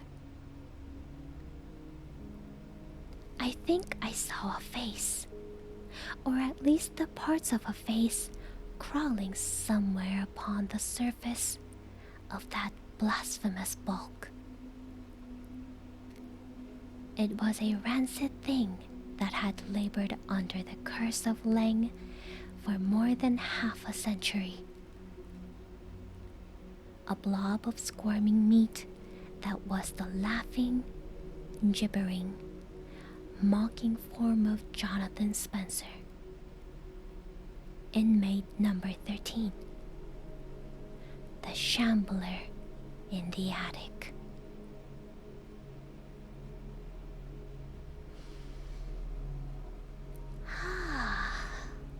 Oh my god, that took almost like hour and 40 minutes or something like that to read. My goodness. That was long, but that was like very grotesque. My goodness, all the descriptions. There was some of the descriptions were like a little too long. But I think describing the encounter with Spencer, the inmate 13, and oh my gosh, Coco. The way they described him was like the most like creepy part of the story, really. Have a good night, CPT. I don't know if you're still here, but take care. 월영검님, 아직 계실지는 모르겠는데 오늘도 와주셔서 감사합니다. 일 열심히 하시고 좋은 꿈 꾸세요.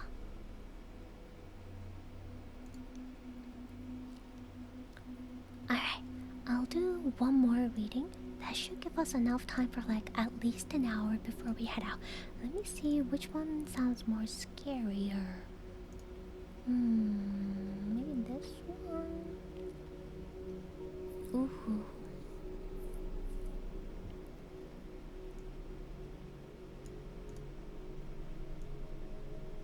This one is kind of long, maybe?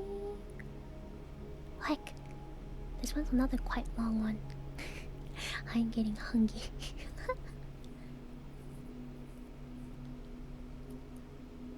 I'll save the other two for next time and then read this one next.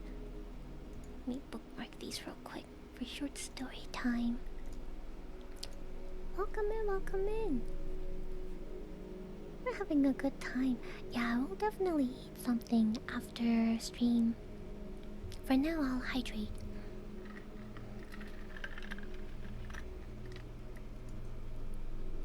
For all those who had been listening, all the first timers, and all those who were following while I was reading, thank you so much. Welcome into the channel.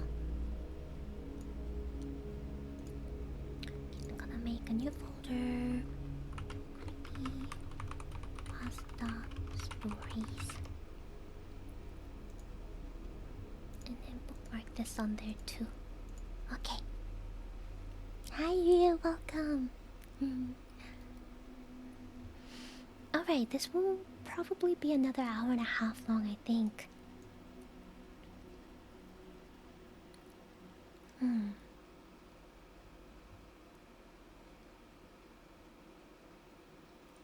Okay.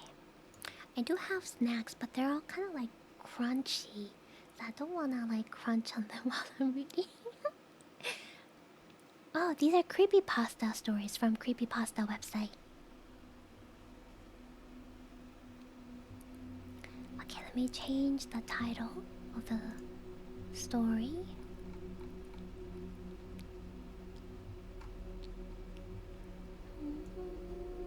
Okay. Crunch.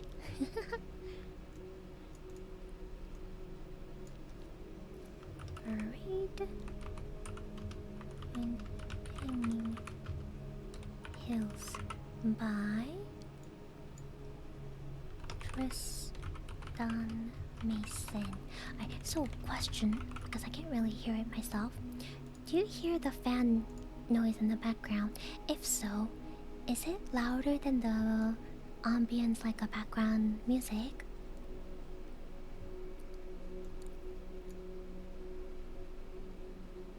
You don't hear it? Okay, that's good. But do you hear the music? Cause right now it's like super loud to me, so I was like, oh my god, I hope it's not like coming through really loud through the microphone.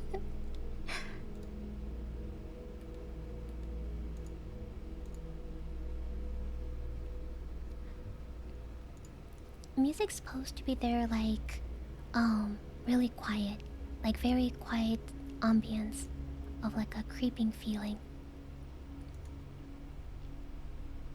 So I don't want it to be like super like loud, but I can turn it up a little bit more. And yeah, turn up the volume if need to. Ads are coming in, so we'll start the next story after the ads. I'll be back. Sit tight. Take a bathroom break if you need to.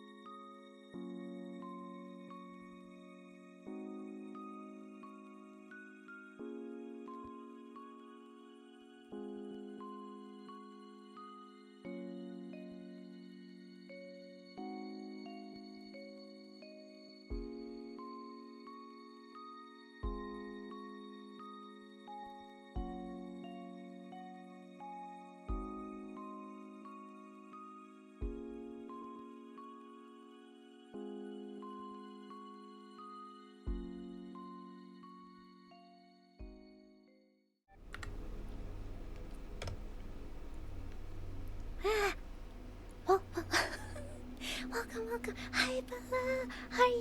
It's been a while. Have you been well? Welcome, my raiders. Ah. Welcome, welcome, welcome. My name is Aisha Spades. I am Ninetales Snow. I am Ninetales Snow Fox Spirit, who is also Queen of Spades and Red Queen of Hearts.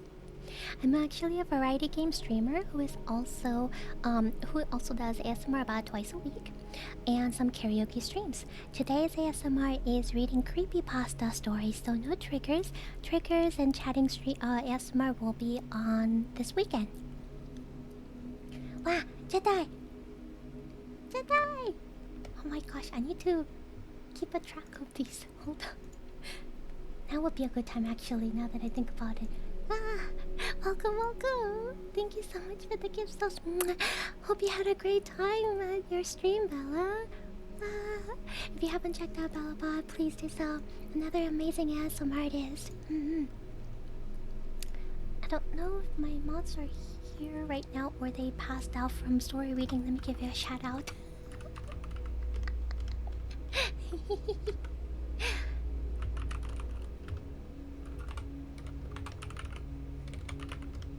There we go. Eat glue? Why are they eating glue? What happened? Why are they eating glue? What the?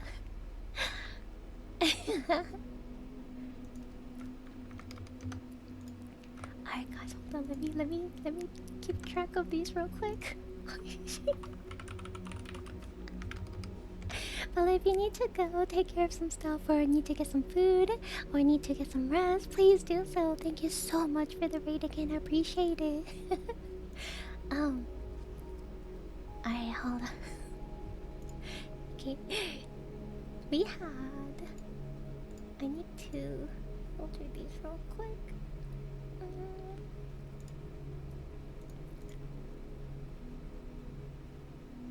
We had Cap. Right here. We resubbed, and then Vampire also resubbed earlier. Oops.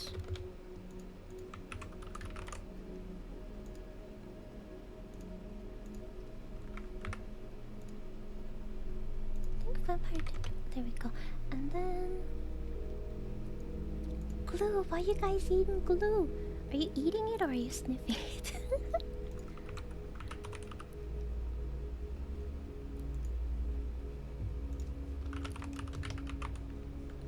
Sorry everyone, I'm keeping track of some stuff because I currently have a subathon/donathon going on for my 2-year anniversary that started last month. Okay. Now we had... I counted in Avery's, and then Seabass had one other one, and then now it is... how many is there? 1, 2, 3. So now it's at 39. Okay. We caught up. We're caught up. I put in... Wait, Shibasa. Okay, I need...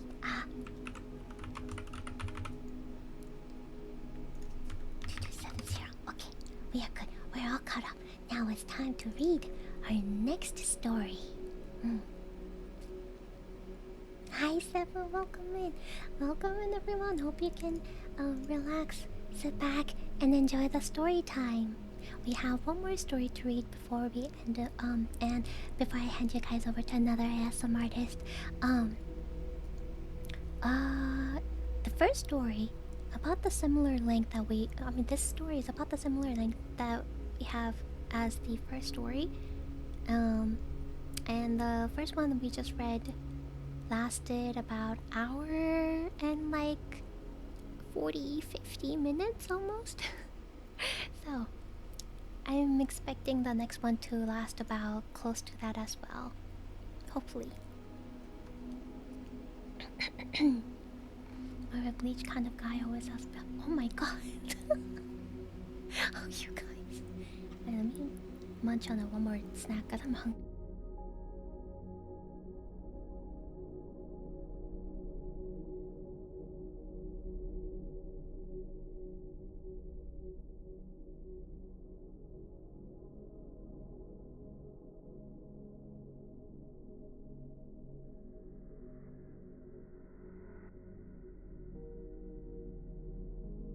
Okay, I muted because the crunch was gonna be super loud. Alright, I'm ready.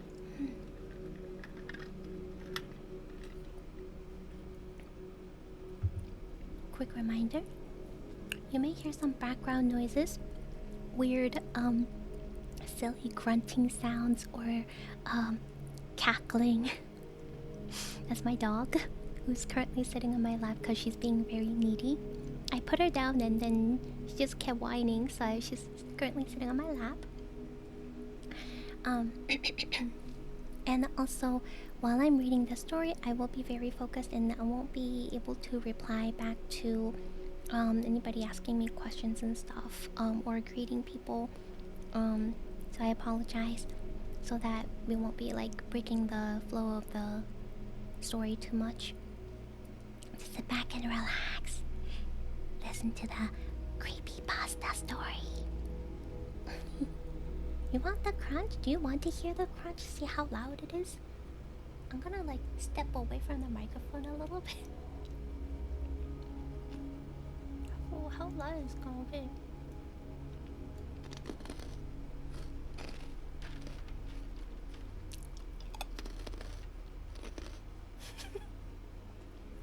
No, okay, I step back.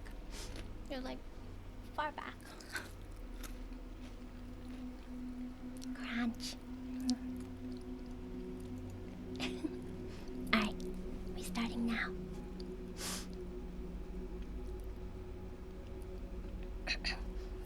Buried in Hanging Hills. Written by Tristan Mason.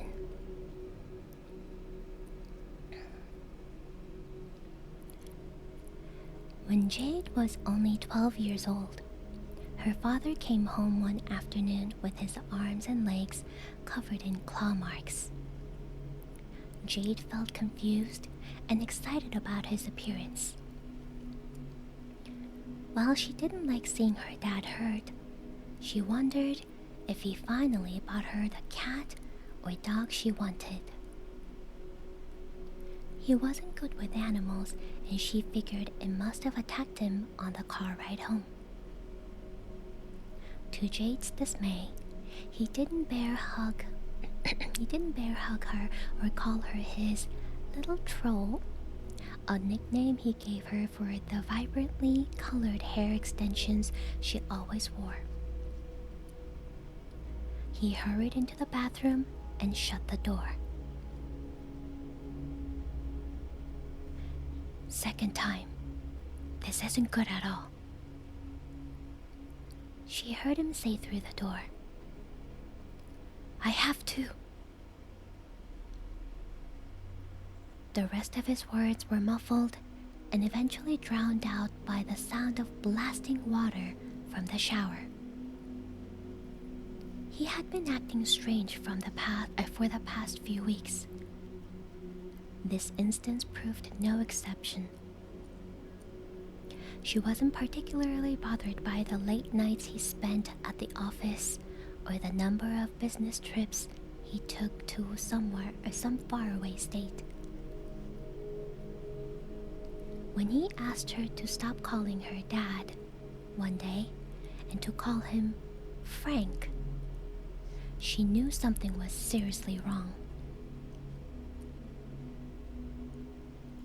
She loved calling Frank Dad, but Frank Butler insisted she was old enough.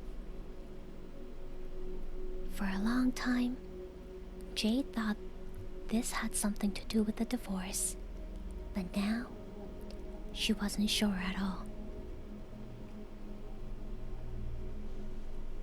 When a few minutes lapsed into a half hour, Jade decided to call her friend Sasha about going to Hubbard Park, which was right down the street from Frank's house. Jade wasn't supposed to use the house phone without permission, but she counted on him being in the bathroom for a while and had a few hours until her mom would stop by.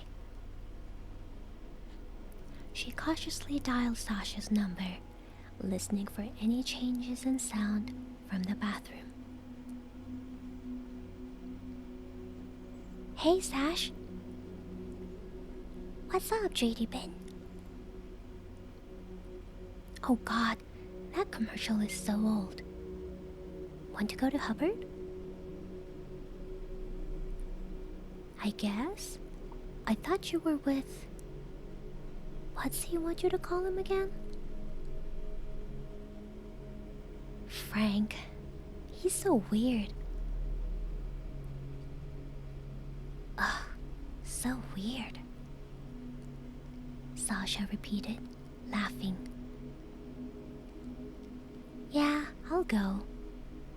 I got to go to drama club after 4 though. See you soon. Okay, see ya. Jade left a note on the kitchen counter about her whereabouts and headed into the garage to grab her bike. As she stepped into the concrete floor, she was surprised to find the interior vacant, except for her blue Trek bike and a lone tool shelf. Before the divorce, the garage was full of sports equipment, gardening tools, and an extra fridge stocked with sports-themed beverages for when Frank coached her soccer team. Now, not only was the garage devoid of those remnants of her old life, but it was impeccably clean. Jade thought it was suspiciously clean. She figured he was in one of his moods again when she heard him shout, "This is disgusting!" Whether it was due to work or another argument with her mom, she didn't want to know. She knew he couldn't keep his promise about a new cat or dog. Frank was full of broken promises, anger, and nothing more. She didn't even care how he got the claw marks anymore. All Jade knew as she rode off toward the park was that she barely recognized her dad or the house she once called home. Thankfully, Sasha breathed life into her otherwise disappointing day. She smiled as she pulled into the park and saw Sasha on her purple mountain bike. As she fixed her braids, Jade thought about how lucky Sasha was to have actual blue streaks. Clip extensions were the only hair alterations Frank approved of. He used to never care about her hair or clothes, but now always had something to say when she stopped by. Jade's mom said he worried about her becoming a proper young lady. She didn't believe this at all. JDB, you look like hell. Gee, thanks, Sash. Chillax, I'm just saying. Wait, did your dad... I don't want to talk about it. Want to go to Castle Craig? Sasha enthusiastically nodded as they rode to the trail, which was located on top of a hill in a gravel parking lot. Girls would often go to the Castle Craig when the weather was nice or when they needed to clear their minds. They loved the hike because it crossed a pedestrian bridge over the busy freeway, which was fun to look down on, and the views from the stone castle as well as the Trap Rock Mountain Ridge were magnificent. From those heights, the girls could see all of Meriden, which the girls loved but made them a little sad as they would both be moving in a matter of months. Jade was beginning to wonder, however, if she'd be better off living further away from the man she used to call Dad. Did you hear about the 2 girls that disappeared last month? Sasha asked as they locked their bikes to the trailhead fence. They were from Kensington, I think. They went to Hubbard and never came home. Jade scrunched her nose, grabbing a long stick to hike with. I thought that was just a rumor. Are you kidding? It was all over the news last month. I don't really watch the news. Doesn't it worry you? Why would it? Your mom is talking about moving there, and so are my parents. It's pretty crazy. I heard girls from Kensington disappear all the time. Sure, Sash, Jade said, still failing to see her friend's point. For now, they lived in Meriden. It would make more sense to be worried now. This logic evaded Sasha, however, as she was more inclined to rumors than logic. As they passed a few hikers and headed onto the pedestrian bridge, Jade couldn't help but feel annoyed by Sasha's stories of missing Kensington girls. Jade felt a bit scared about crossing the bridge, even though it was completely enclosed by metal fencing. I'm serious, JD Bean. My older cousin told me that sometimes in the 90s, 3 girls in her class went up there after graduation and never came back. Your cousin Alia, who does tarot and is psychic? What's wrong with tarot? Nothing. Forget it. Hey, there's a dog at the end of the bridge. What's it doing there? Am I crazy? Or is it like glowing? At the end of the pedestrian bridge stood a small, vaguely spaniel-like, short-haired black dog. They couldn't really see its face as it was sniffing something on the ground. For some reason, as it panted, the dog looked quite blurry. Jade rubbed her eyes, thinking it was her contacts, but the blurriness remained.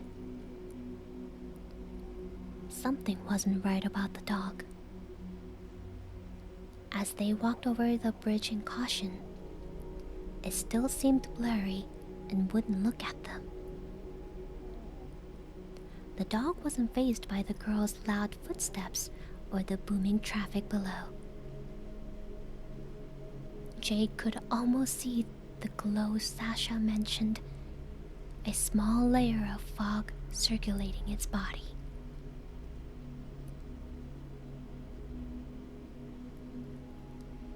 Are you seeing what I'm... Don't move. Jade stuck her arm out as the dog finally looked up. Its eyes were deep brown and strangely sad. The dog opened its mouth to bark. No sound came out.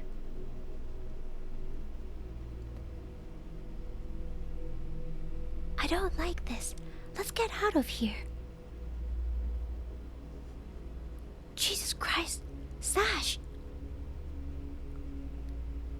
Despite Jade's inhibitions, Sasha continued over the bridge. Jade suddenly felt dizzy, unsure if she should be looking at the road below or the strange dog that made no sound when it barked. Don't touch it! It might be lost, Sasha said several paces ahead. Reluctantly, Jade sprinted to the edge of the bridge. As they both stopped before the strange black dog, the layer of fog disappeared. It still seemed kind of blurry though, and its eyes looked even sadder than before, even though it was still panting as Sasha stroked its back. Maybe Jade needed new contacts. This seems weird, but does it seem kind of blurry to you? Sasha paused and thought for a moment. Yeah, it's and cold. Feel this. Sasha forced Jade's hand onto the dog's back. It seemed really cold, as if it had just stepped out of a walk-in freezer. She couldn't make sense of the blurriness either. The dog was sitting right in front of them.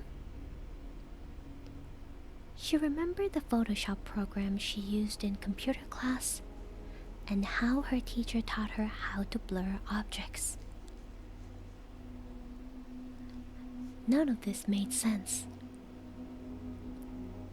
Images could blur, not real-life animals. Whether it was the dog's sad brown eyes, its thin black fur, or its short wagging tail, it didn't seem like a complete animal.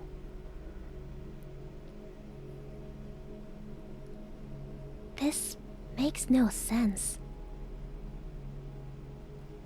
Jade took her hand off the dog, looking up at Sasha's still excited expression. Let's get out of here and continue up to the top. Maybe its owner is nearby. I don't know. We can't leave it. I guess you're right. Jade and Sasha took a few steps off the bridge and onto the trail.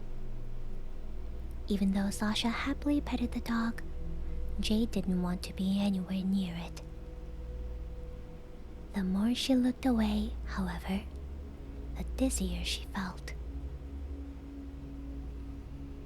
When Sasha glanced up from the dog, she said something about something Jade couldn't hear. Her words were muffled, almost distorted. She felt increasingly lightheaded and weak, falling backward down a leaf-covered dirt hill. As Jade rolled over a few jagged rocks, she began to panic. She felt too weak to move her body and break the fall. She braced herself as she rolled just feet away from oncoming traffic. Before she reached the pavement, two rugged hands grabbed her, and everything faded to black.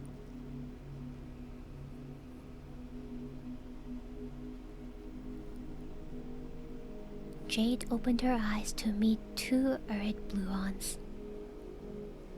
She recognized the thick blonde beard and plaid shirt that smelled like menthols. It was Frank, and next to him, Sasha with a face drenched in tears. What was he doing here? It took only a few moments for Sasha to realize she was back on the pedestrian bridge, laying on Frank's nylon backpack, her entire body draped in aching sores.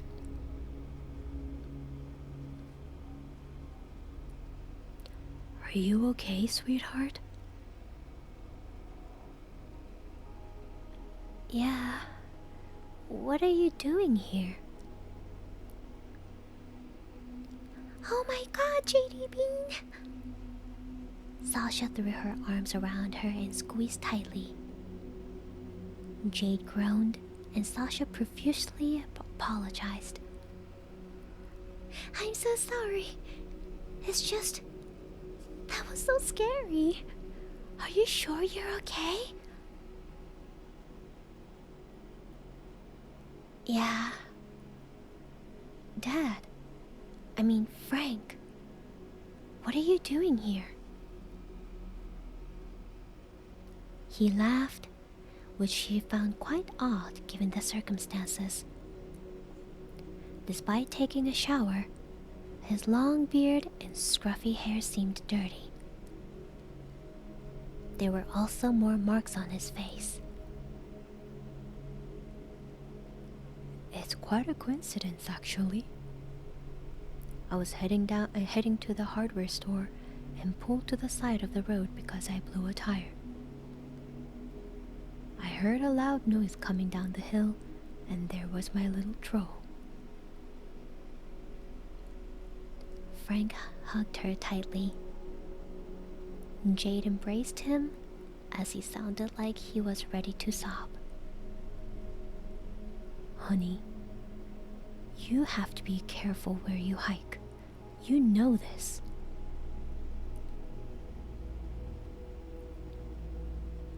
We tried, Jade said weakly. But we saw this little black dog, and I felt really dizzy. And... I'm sorry, Dad. Yeah, it was really cute, but weird looking, Sasha chimed in. Frank's expression grew stern as he raised his hand to stop them. Did it see you? They nodded simultaneously. Frank exhaled deeply, wiping the dirt from his face.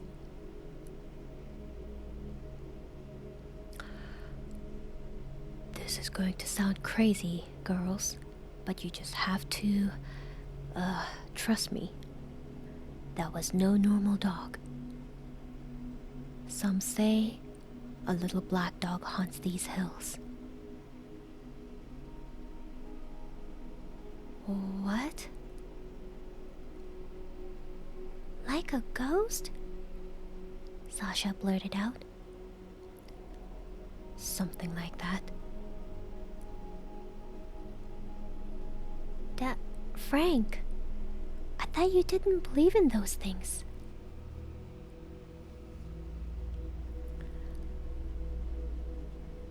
I usually don't, but this one's different. Years ago, when your great-grandfather was a little kid, there were two geologists who fell to their deaths after seeing it. It's documented and everything. Grandpa Lowe swore about it till his death. and he never spoke of anything spooky about that. He said you see it once for luck, twice for sorrow, and 3 times for death. I've even... None of this makes sense, Jade moaned. I thought you didn't believe in that stuff either.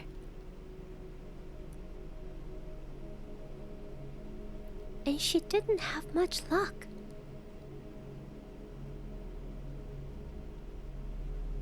Have you seen a dog like that before?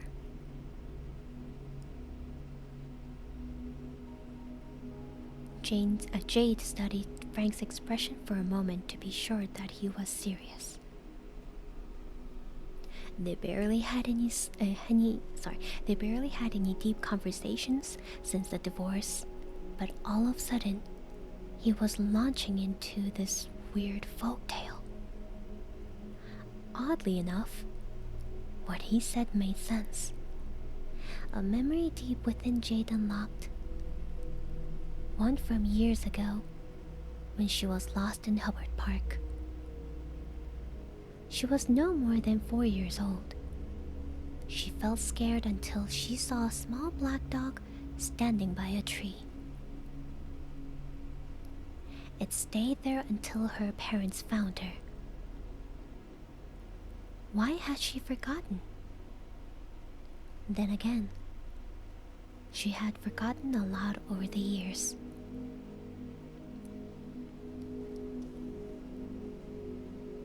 Yeah, I think so, Jade muttered. Then you must never go back, her father said sternly. You were lucky this time.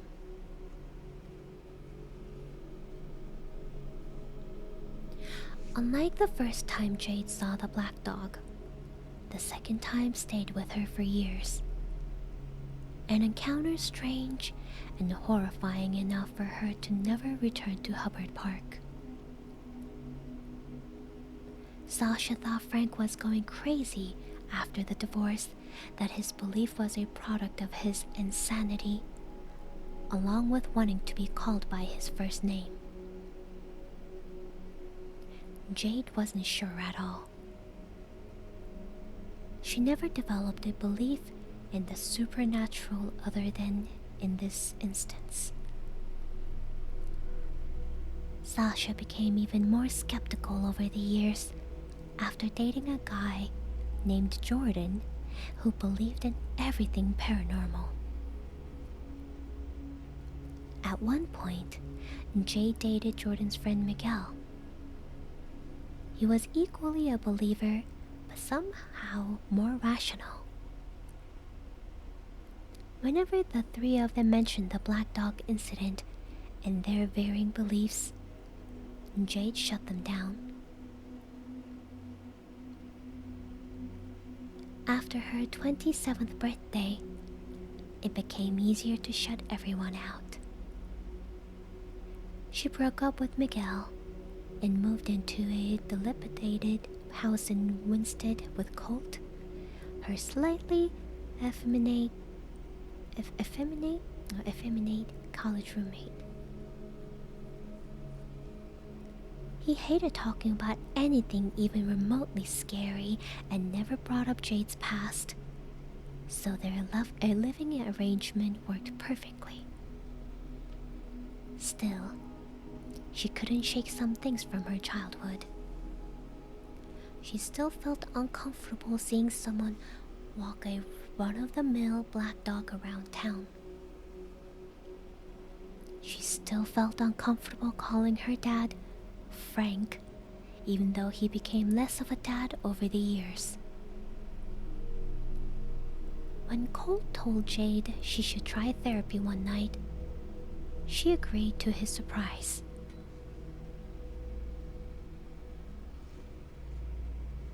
So that's a yes? You're agreeing with me for once?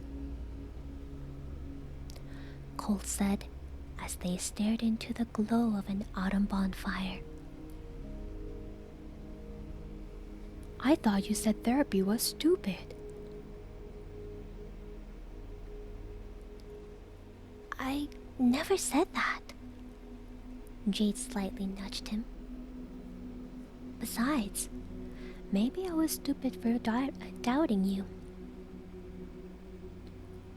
Really?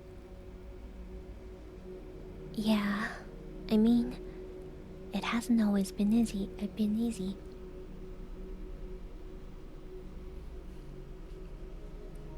Cole smiled, and they leaned into the fire, admiring the glowing embers in brisk September night. It almost made Jade forget her ex-boyfriend and financial troubles. Something deeper troubled her, though. It had been 15 years since her encounter with the black dog, and her even creepier encounter with her dad on the side of the road. In those years, he never warned her about the black dog again. She figured it was just a story to keep her out of trouble. She thought about that incident around this time of year, and it would usually fade with the autumn leaves. This year, it didn't though. Just as soon as she was about to forget again, she learned that the story Sasha told around the same time of the missing Kensington girls was more than just a story.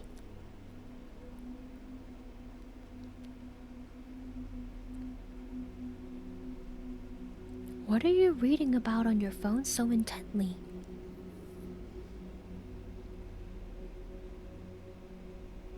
Sorry.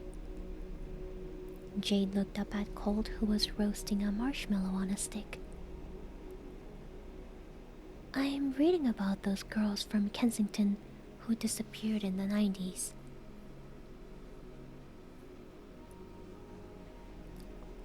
I thought that was just a rumor.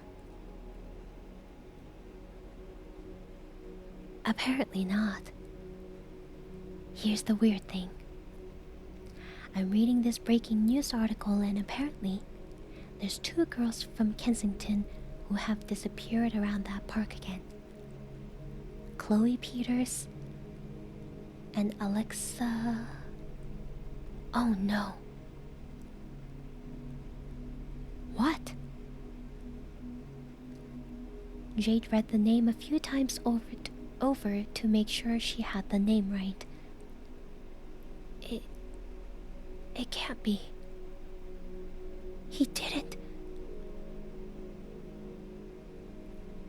For Christ's sake, Jade, he said, getting up to peer over her shoulder. Is that Miguel's? Alexa Boyd, yes. As in Alexa Boyd, Miguel's cousin. Jade stood up frantically and checked the name for the 3rd time.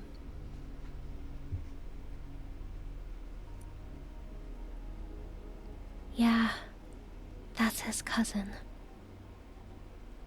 I didn't get the...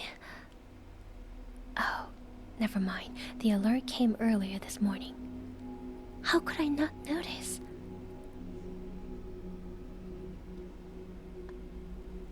I didn't get...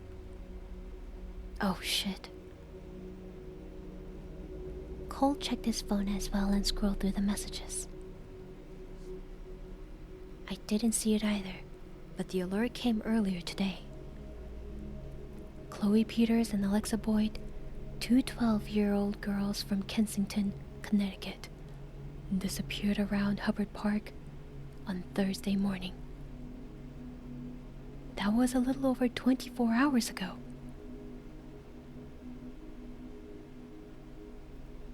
Fuck. Jade ran her hands through her hair and started shaking. How could he not tell me? You've been broken up for a month. Why would he?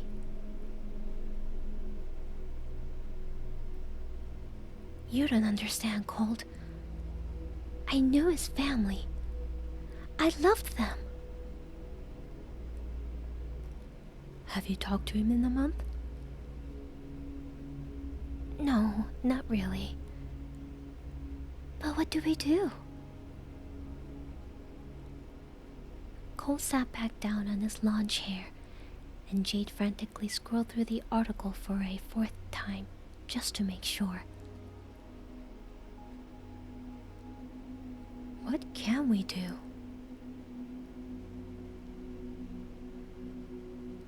I'm going to text him.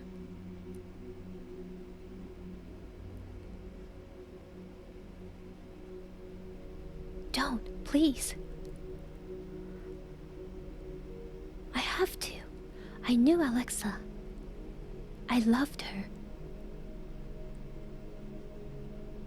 She was like his little sister. Well, like not literally, but still. Cold. What should we do?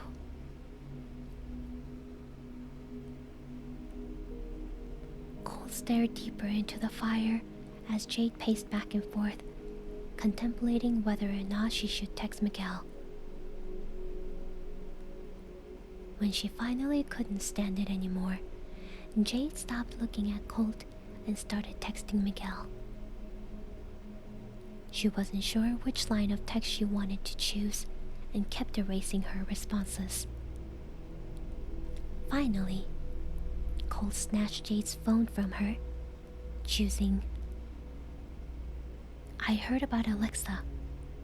Can I do anything to help? Oh my god. Why, Colt? You are taking forever. Now we wait. Colt held onto her phone. As Jade extended a hand, Colt shook his head. Don't even. Someone with a clear head needs to do this. I didn't even want you talking to him to begin with. Okay, princess, Jade said, sitting back on her lawn chair. Have it your way. Miguel didn't respond, and the longer he didn't respond, the more nervous Jade became. Even when they were in the worst of fights, he would tell Jade everything. After they broke up, it was just radio silence. At that moment, she couldn't even remember why they broke up. Just the pain that lingered in his absence. Even worse, she imagined Miguel staying up late, crying in his New Haven apartment over Alexa's disappearance. Miguel was teaching her karate at a nearby studio in Meriden, a part-time gig he picked up to pay the bills. He was also helping her through her parents' divorce. Jade was just beginning to know Alexa really well when their relationship ended abruptly.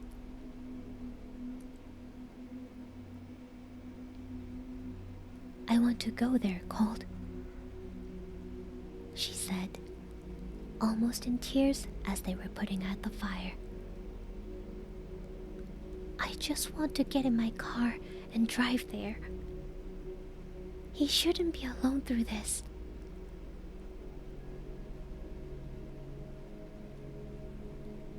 Jade, I know you still... How do I put this? It's 10 at night, and you haven't spoken to each other in a month. I don't care how late it is. He shouldn't be alone through this. I don't care what happened to us right now. Alexa means everything to him, and God knows he's still... she couldn't finish that sentence without a teardrop trickling down her cheek. She stopped herself and stormed into their house, headed into the living room, and turned on the small, boxy television they had kept since their college years. The reception was super glitchy. After nervously slamming the remote into her palm, she flipped through several channels before stumbling upon the 10 o'clock news. She waited anxiously as a female reporter brought up their featured story.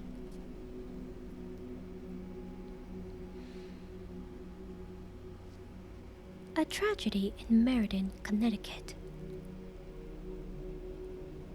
Anne Naveen proclaimed, locking eyes with the camera. Her well-dressed co-anchor, Dan Patricks, looked on stoically as footage of police and a search and rescue team patrolling Hubbard Park rolled across the screen. "12-year-old Kensington girls, Chloe Peters and Alexa Boyd, disappeared on their way to Hubbard Park Thursday morning.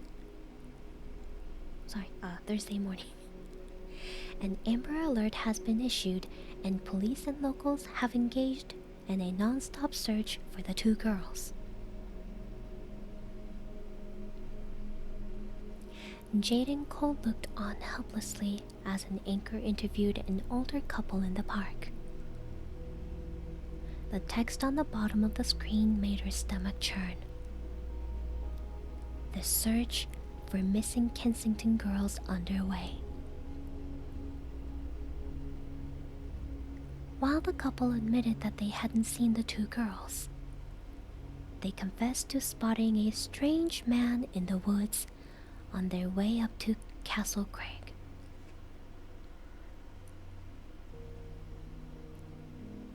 "My husband and I were walking up around... What was it, honey? 6? The older man nodded. "We didn't see the girls, but we did see something strange. There was this tall man in the woods. I don't know what he was doing there. He was, let's see, maybe 6 feet. Long blonde beard, some kind of baseball hat with a bird on it, and smelled like menthols like my Morty used to smoke. He waved at us and walked away. It was so strange. I don't know what he was doing there."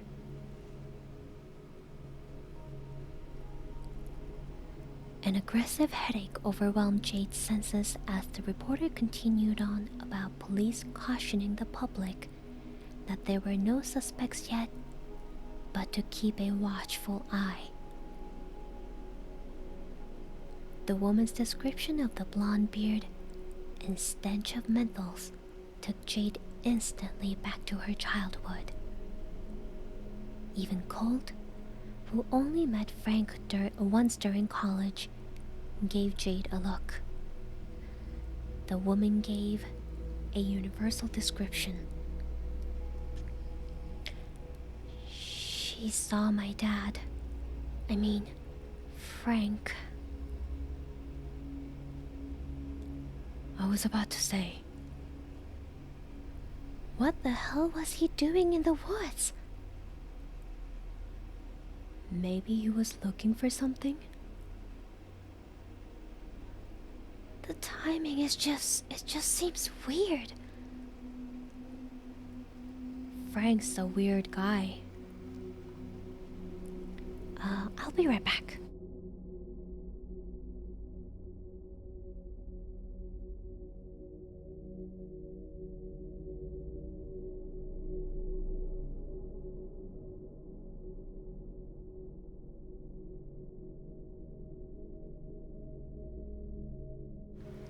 Okay, I'm back. Sorry about that.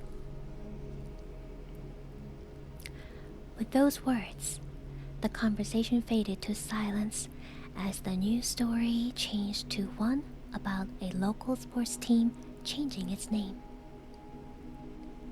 Anxiously gripping her phone in her palm, Jade imagined Frank in the woods, smiling a yellow, decomposing smile. That awful smile crept underneath her skin and kept her awake some nights, especially when she remembered the weird ways he came home. I just had to check something real quick, sorry. After a long day at work, he often said he was going to the hills, especially if he was frustrated. Sometimes, he came home many hours later, covered in dirt or bruised, claiming he took a bad fall. She accepted this excuse once or twice until she realized the trail wasn't that long or dangerous. Before Jade drifted off to sleep, she remembered years ago when she looked up the black dog legend in her middle school's computer lab. She read about two geologists who fell to their deaths after seeing the black dog a third time. She couldn't remember their names, but was stunned by the legitimacy of the source. Still, she didn't remember herself experiencing any sorrow or any luck many years before when she saw it for the first time. Just as she slipped into a deep, uncomfortable slumber, she recalled Sasha telling her that the dog attempted a voiceless growl at her dad as they walked back up the hill before scampering off, leaving no footprints behind. Come to think of it, dogs typically growled at her dad when she saw them.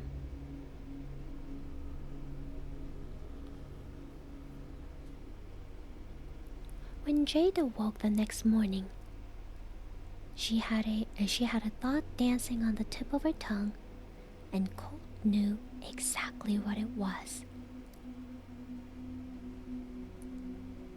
As she entered the kitchen, Jade blurted out,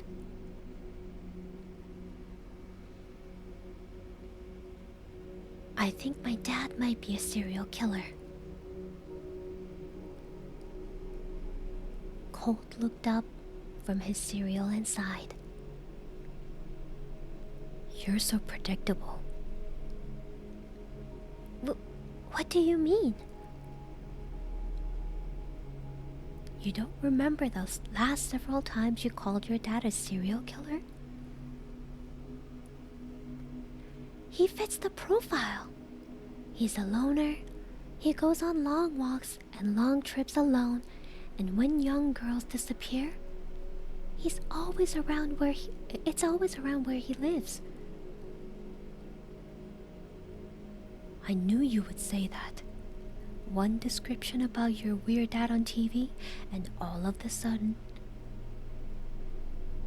It's too coincidental. Him being in the woods too, probably. I don't know. Take a smoke?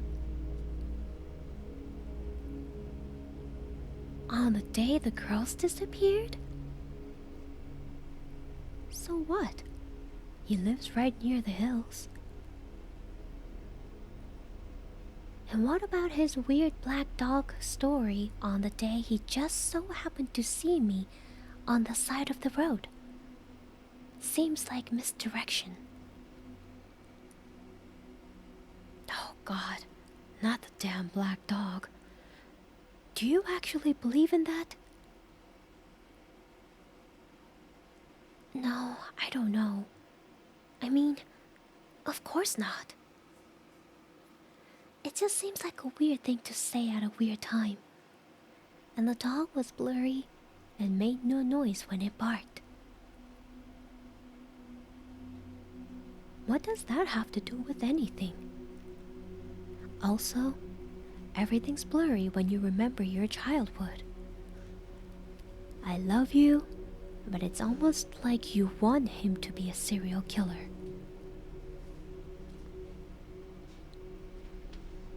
This gave Jade a pause.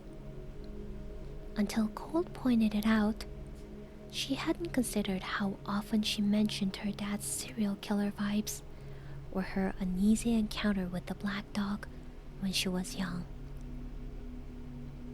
Her friends, especially Colt, was probably sick of it. 15 years had passed without her discovering any proof of her accusations or any more idea about what significance, if any, her encounter with the black dog held.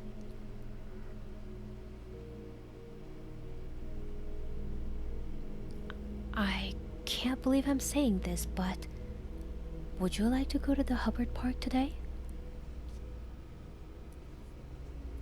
She nodded enthusiastically. I'm not sure what we would do. Maybe it will give you peace of mind. Maybe we can help. I'm not sure how, but okay.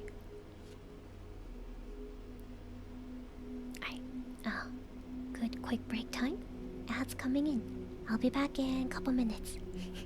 They're gonna go to that park where the murders or the disappearance, or I don't know about murders, but people keep disappearing.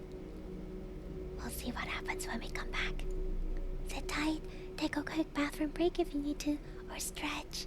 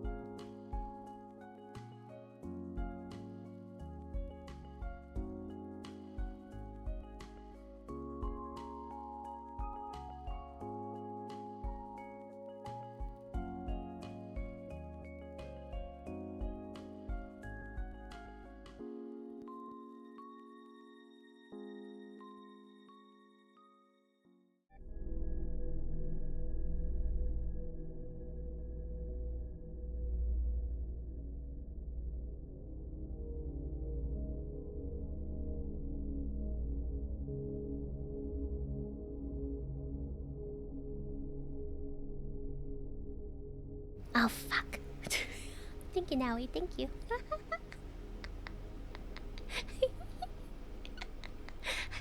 I was muted. I was saying those fruits sound really good. I just can't have pineapple because of allergies. But yeah, I'm gonna have some little baby tomatoes after I have a meal. After stream. Alright, so let's see. Let's find out what happened to Jade and Colt after they went to the Hubbard Park.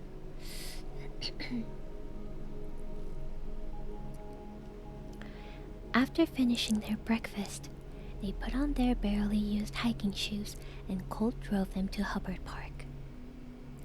On the way there, Jade kept refreshing her messages, hoping for any sign of Miguel. She even deleted several messages in hopes that they would be delayed. But hope, like anything else, was futile. Instead, she stumbled across an article in which a woman named Haley insisted that the disappearance of Alexa and Chloe was connected to the disappearance of her friends Krista and Eve in the late 90s. The woman discussed spending years searching for her friends with a suspect in mind, but no conclusive evidence.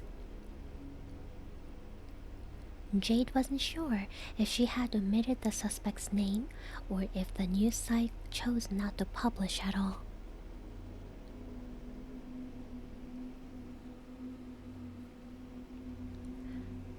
Check this out. Mere seconds after Cole pulled into a dirt lot by the trailhead, Jade shoved the phone into his hands. Don't just nod, read. Haley Burnell believes the disappearance of her friends in 1999 are connected to the tragic disappearance of... Yeah, so they might be. What's your point? Read a little bit further. Burnell believes that her friends are no longer alive. Well, that's dark. Yes, I'll read on. And fears they might be buried somewhere in Hanging Hills. Authorities state there is no reason to believe this at this time and will continue their search for Alexa and Chloe. I believe her. You don't know her. Does that matter? I know you're overwhelmed with all this. Let's just take things one step at a time. As the twosome walked onto the dirt trail, they remarked how quiet and empty the trail was for a Saturday morning, with the exception of a guy speeding by them on a mountain bike. No matter how hard Colt attempted to make idle conversation, she couldn't shake the thought of the girls from different decades meeting the same fate. She couldn't shake the thought that Frank was somehow involved.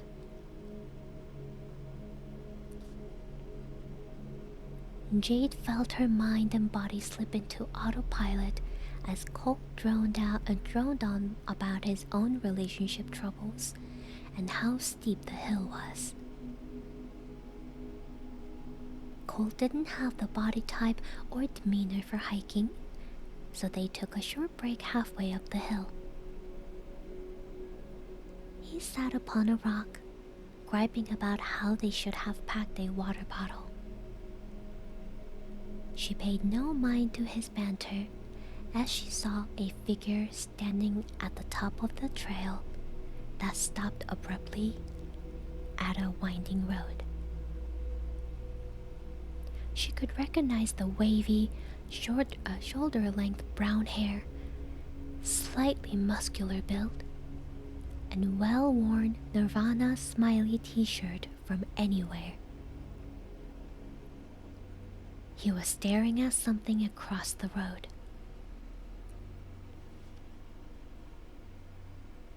Miguel! Jade felt the trembling intonation of her voice as she met his surprised but despondent expression. Sorry. Didn't mean to scare you. He shook his head and gave her a faint smile. Hey guys. I'm sorry I didn't return your text. I've been out here for hours. I'm so... Miguel raised a finger to his lips. No offense, guys. I don't want to hear that right now. I've heard too much of that over the past 2 days.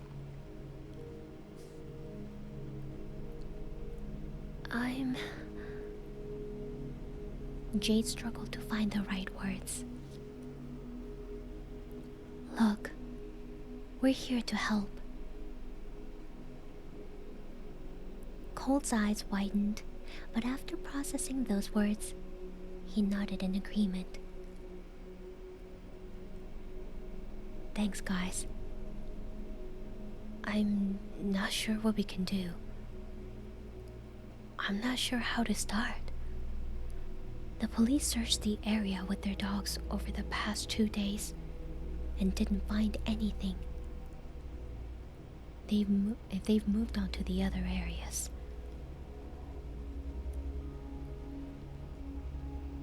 Jade wanted desperately to put an arm around his shoulders, but stopped a few inches short of the small of his back. But you're not convinced. Miguel shook his head and sighed, running his fingers down the dark circles under his eyes. They were going to Castle Craig. It was their hangout place. I know this sounds crazy, but I don't think they'd be anywhere else. It does sound crazy, Cole said. Your cousin's a badass hiker like you, and I'm sure her friend is too. Miguel smiled. Thanks for treating her like she still exists. My whole family, they act like she's gone. It's been less than 2 days, and they're simultaneously talking about preparing for the worst and praying to God for her return. I don't want to do any of those things. It doesn't help, guys.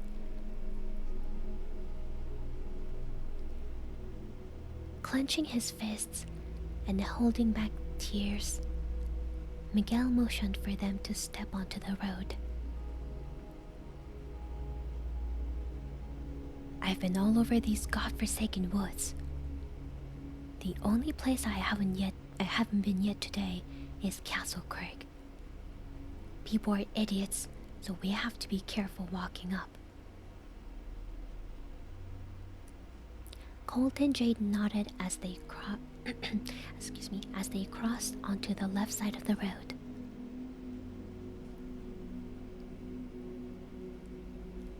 Have you found anything at all?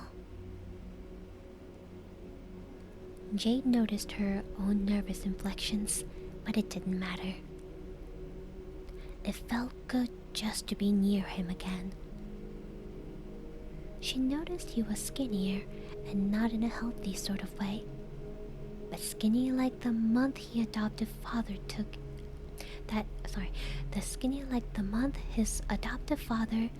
ill when they were in college. She noticed bruises coursing the length of his arms. Not the kind he usually incurred from a karate match, but the kind of bruise one would receive from a great fall.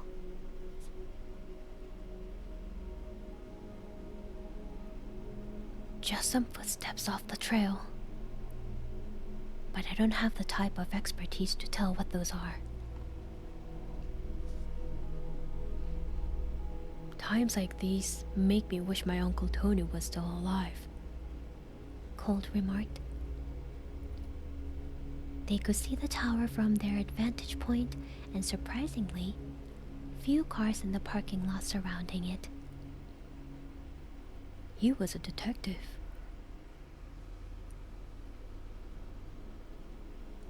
Miguel reclenched his fists. Maybe yours would take this investigation more seriously.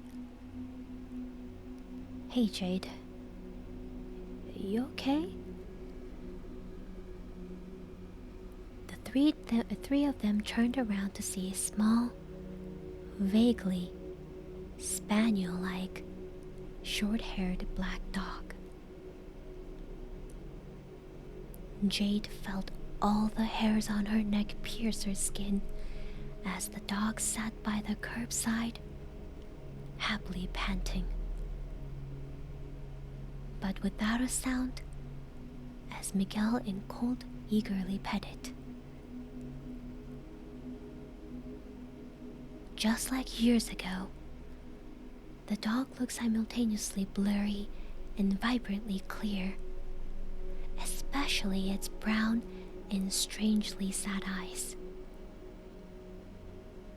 Her father's haunting words, 3 times for death, echoed through her mind, along with the guy's oblivious laughter. I needed this today, Miguel said, smiling. A lone truck passed them as they scratched the back of his ears. Poor guy's cold. I hope his owner is nearby. Jade, are you good? Colt took one look at her frozen green eyes and grunted. Oh God. You think that's the black dog, don't you? Miguel looked at her as well. Oh no. I remember now. Jade, that's not... 3 times for death. I'm going to die soon, Jade murmured, unable to move any part of her body. That's the ghost dog, all right, Cole said, laughing and nudging Jade. Oh, hello! Welcome in! Oh my goodness. Welcome. Hi, Crunchy! Welcome! How was your stream today? Thank you so much for the raid. Hi, everyone! Welcome! Hope you guys had a great time with Crunchy today. Welcome in, Raiders. My name is Aisha Spades. I am Ninetale Snow Fox Spirit, who is also Queen of Spades and Red Queen of Hearts. I'm actually a variety game streamer who does ASMR about twice a week and some karaoke streams. Today's ASMR is story reading, some creepypasta spooky story reading for the Halloween month. My regular ASMR will resume back on the weekend to come. We're having a lot of fun time just reading and listening to some creepypasta stories. I think I like the current one that I'm reading more than the first one for sure. It has a lot more unsettling feeling. You were reading stories too today? Nice. Very cozy, as always, that's good to hear. If you need to go take care of some stuff, or need to rest, or gotta get something to eat, please do so. Thank you so much for the raid again, and please everyone check out Crunchy for another amazing ASMR streamer. Alright, otherwise, sit back and relax listen to the story. Yeah, we're about halfway done with this one, I think.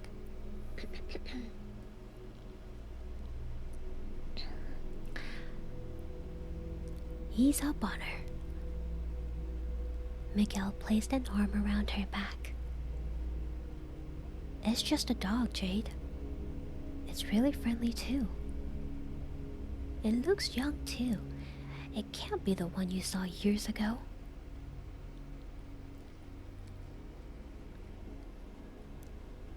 "3 times for death," Jade murmured again. When the guys attempted to move her a few inches forward, she wouldn't budge. But Miguel's phone came loose from his pocket. The dog opened its mouth to bark. No sound came out, which infuriatingly to Jade didn't faze them one bit. But when the dog grabbed his phone like it was a chew toy and began to run, Miguel shouted, "Damn, Pooch!" and began to chase it back toward the road.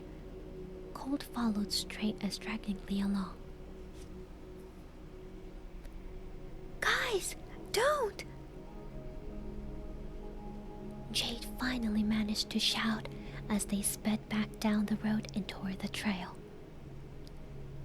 As the dog ran, it looked increasingly blurry, and not because of its speed. It also had a slight misty aura around its body. "Watch out!" The dog dashed down the hill. They walked up, and then several paces off the hill. For a moment, the dog looked like it was floating across the decaying leaves. They didn't pay attention to where they were running as they struggled to keep the dog in sight. All at once, they tripped over a jagged rock and tumbled down a hill far off the trail, which was thankfully mostly leaves and dirt. Jade reached out to find anything that would break her fall as she saw Colt somersault past her. They were free falling with the dog still in sight. Jade wondered if this was really it, the third time Frank and her grandfather warned of it. Perhaps she would face the same fate as those geologists, falling to a dark and terrifying demise. Just before she thought of praying to some deity she wasn't sure she believed in, they stopped rolling.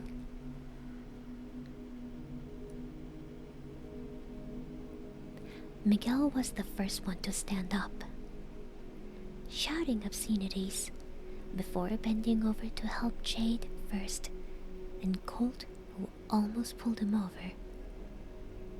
They checked each other for blood and broken bones. When they were satisfied that they were bruised but stable, they spotted the black dog in front of a shovel staked upright into a mound of dirt. Miguel's phone lay on top of the mound. When he reached for it, they saw the dog growling at the shovel, but like its panting or bark, without a sound.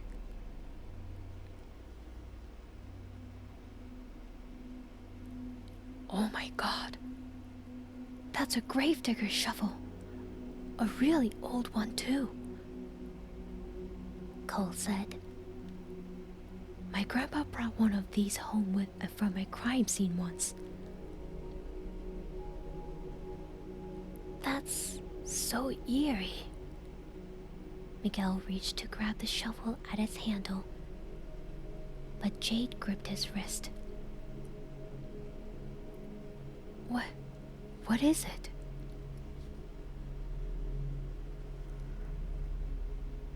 I think we're standing on a burial spot. I'm sorry, a burial plot. They jumped back a few paces.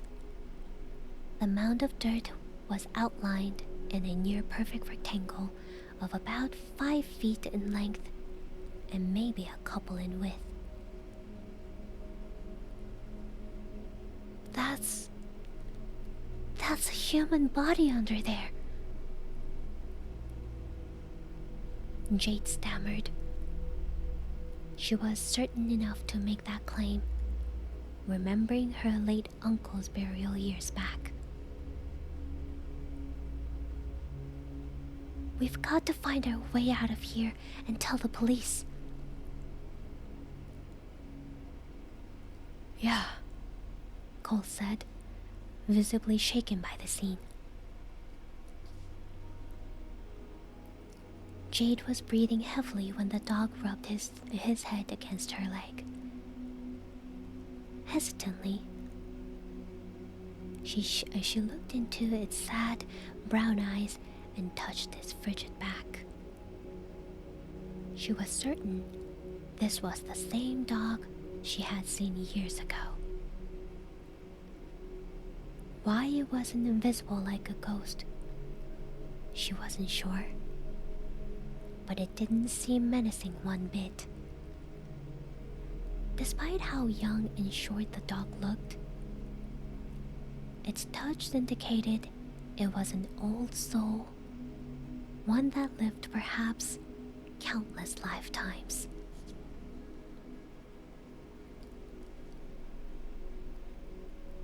I'm sorry, Jade whispered to the dog.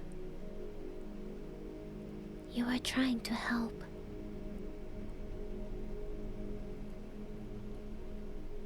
Miguel, drop the shovel!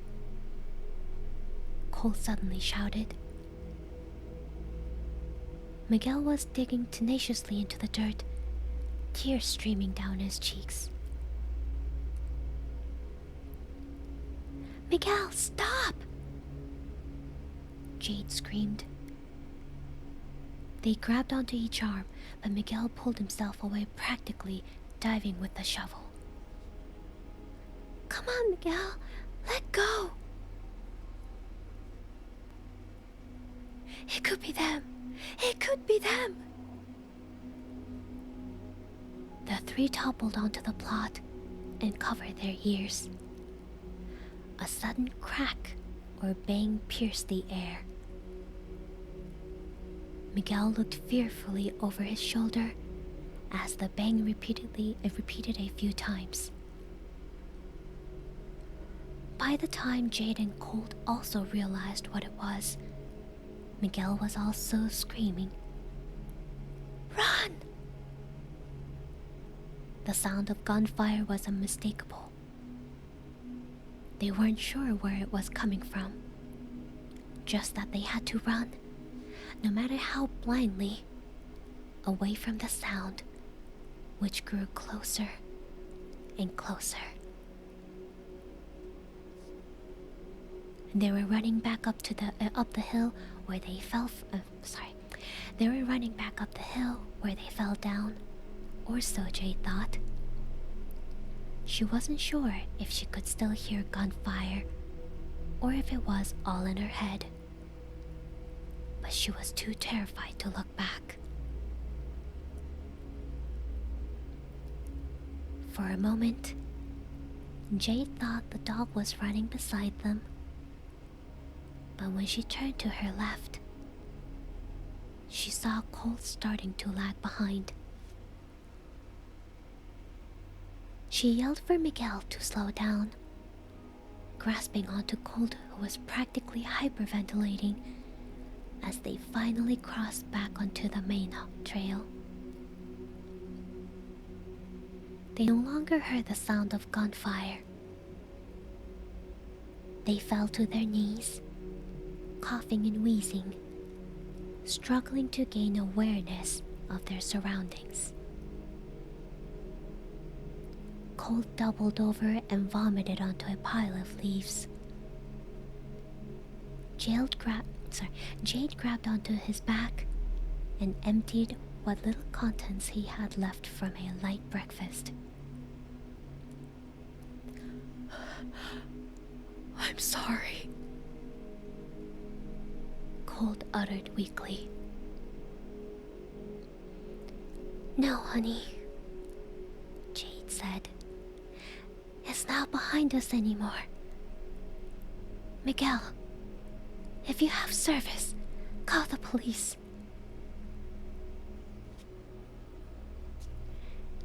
Miguel nodded and pulled out his phone, which only had a couple of bars. As the dispatcher picked up, he anxiously glanced over his shoulder for any unwelcome sound or figure. Hello? Hello? Yes. Yes. My name is Miguel Boyd. My friends and I were hiking the Hanging Hills Trail from Hubbard Park, and... yes, in Meriden. We found a gravesite and heard nearby gunfire, and... God damn it! No! Before he could relay any more information, his phone drained to black. You gave them enough info, Jade said, noticing her own phone was dead as well. Colt, you have... Never mind. You left it in the house. God damn it! Do you think we're safe, Miguel? Cole stood up slowly, wiping some vomit off his lip. I don't want to find out. Miguel fixed his shirt and then looked up at Jade's watery green eyes. Let's get the hell out of here. Not run, just walk with intention. Hopefully, by the time we reach the trailhead, the cops will be there.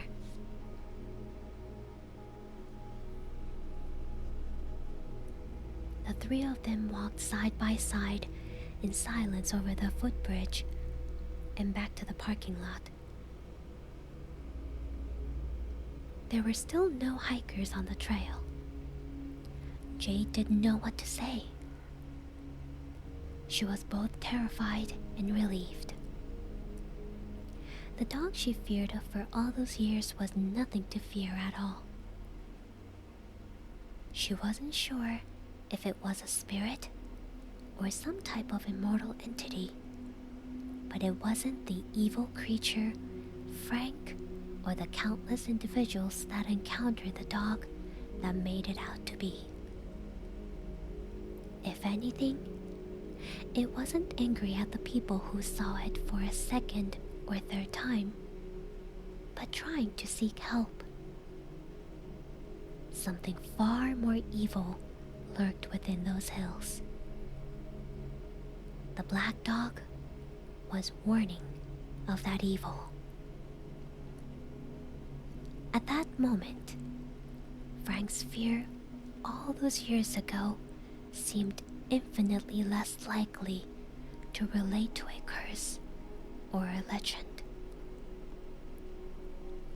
Hi, Vineyard. Thank you for those free stuff. Thank you. Thank you so much.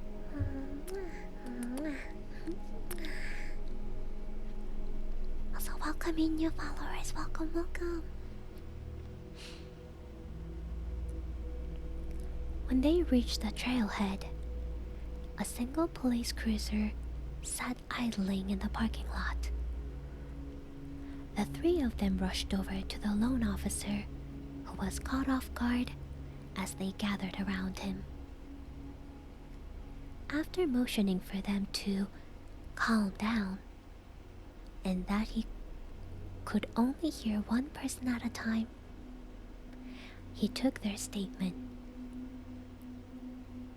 They told the officer every excruciating detail, which he recorded on his mobile laptop. Jade even told the officer about the black dog, which caused him to look up and wince before continuing to type. By the end of their frantically told, albeit thorough story, the officer called for backup on his radio. Then, he sectioned off the trailhead with red tape with black lettering that read, "Do not enter." The mere words caused Jade's heart to jump. We're going to close the trail to the public today, the officer said. We received a few more phone calls about those gunshots, so we're going to follow up on this. We'll call you if we have any additional questions. You'll be hearing from us within the next few hours. Here's my card.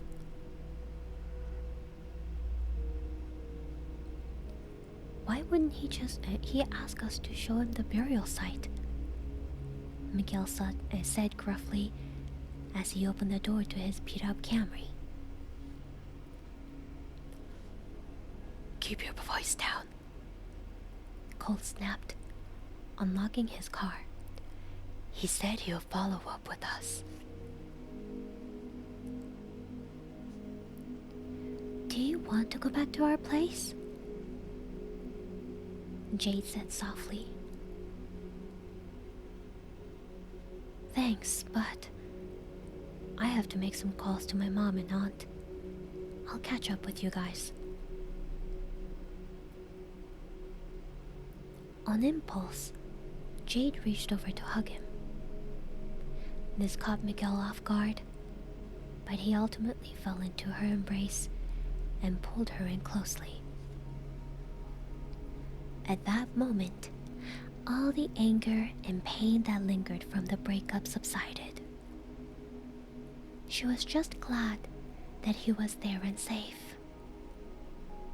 She didn't have to ask to know he felt the same.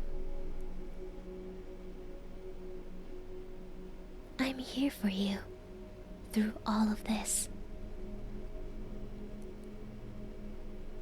I know.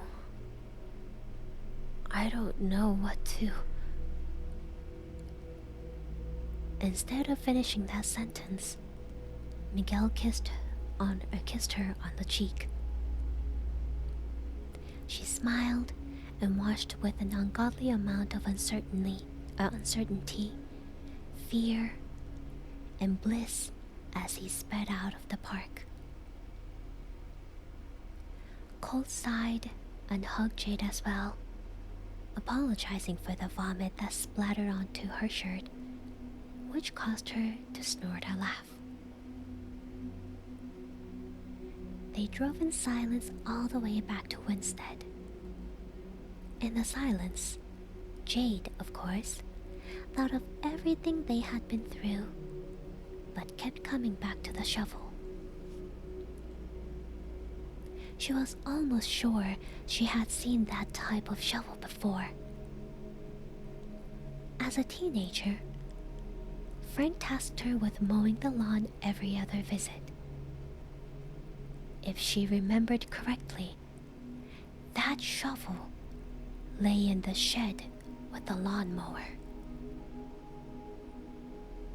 The memory was so clear because she remembered how unusual it was for Frank to own it.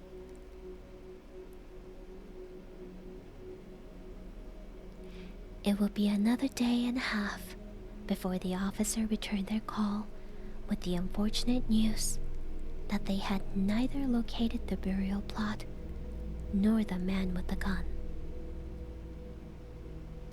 This caused Miguel to angrily return to the hills without Jade or Colt's knowledge.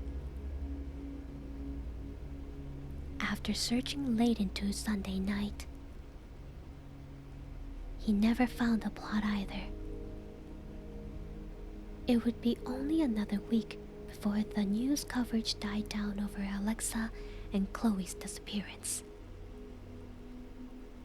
Miguel took up extra hours at the karate studio, and Colt at the Bushnell to get their mind off of their anxieties.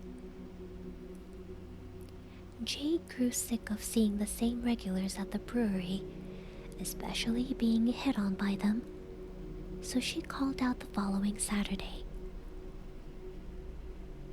That day, Jade drove aimlessly throughout Meriden, not sure what she was looking for that the police didn't already find. Other than a few missing person signs around town, she didn't uncover much. She knew she wanted to stop by Frank's house. When she reached the street, she thought about pulling into the driveway until she saw his car wasn't there. The lawn and bushes looked overgrown, as if he didn't live there anymore. Jade couldn't remember the last time she visited his house. Just that he never neglected yard work. Just when she was about to turn the car around, she noticed a woman sitting in a parked SUV across the street. Without much forethought, Jade pulled up behind the SUV and parked, cautiously approaching the driver's side window. On any other day, she wouldn't have been as brave, but the stern look on the face of the woman with jet black hair spiked her curiosity. The woman rolled down the windows. Jade rocked back and forth on her heels and gulped. "Yes? Can I help you?" Her voice was both stern and dismissive. "I already told the other neighbor that I'm not fucking leaving until the cops come."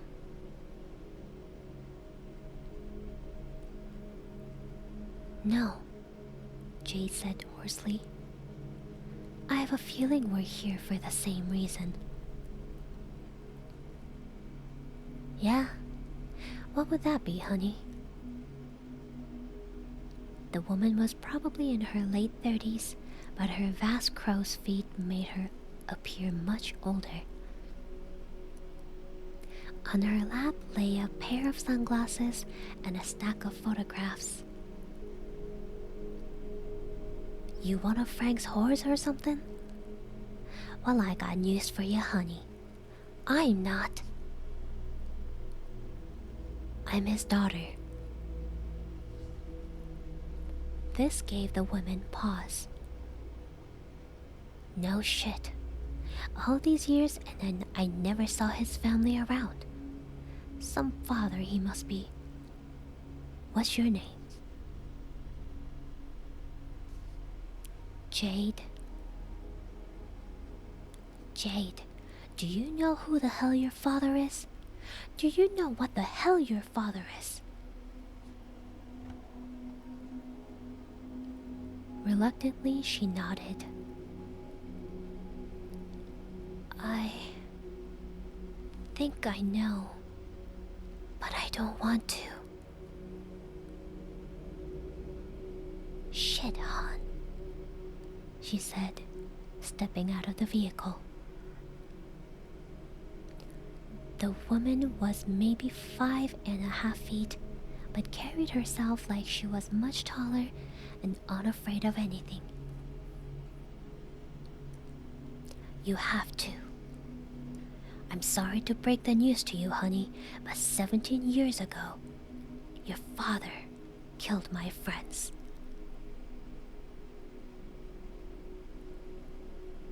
"Oh God. You're Haley Brunel." Jade felt her whole body go numb. She never thought she'd have her suspicions confirmed all those years later. All those times, she half-jokingly told her friends about her dad's serial killer vibes were no joke at all. She didn't have to ask for proof to know Haley had it. She felt a weird mixture of total nauseousness and relief. You've done your homework. Good for you.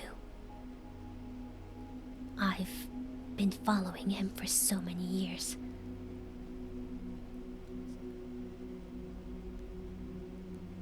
Is that what you're doing here? She nodded, glaring at the house. He hasn't been here for at least a week, maybe longer. I'm sure he has taken off ever since that news report broke.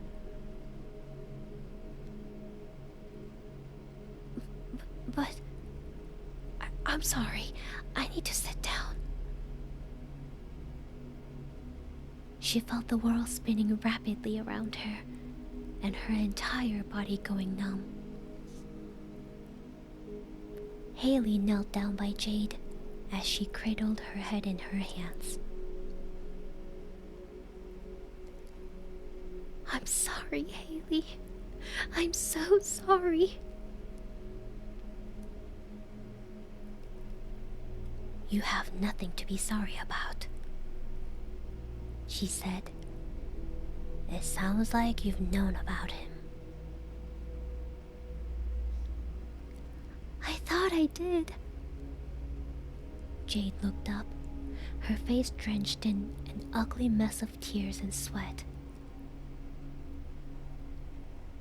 When I was a teenager, he started acting really weird. He divorced my mom and cleared out his house.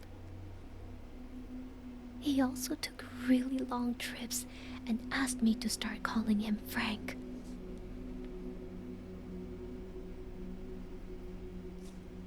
Haley paused. You didn't know this, but Frank had been stalking us for months before they died. We used to go to Hanging Hills all the time. He found us on the trail one day and told us that tired black dog legend. I'm not sure what the hell he was doing there, but he saw us on the next several trips. He told us how pretty we were, and I'm not sure if you want to know more.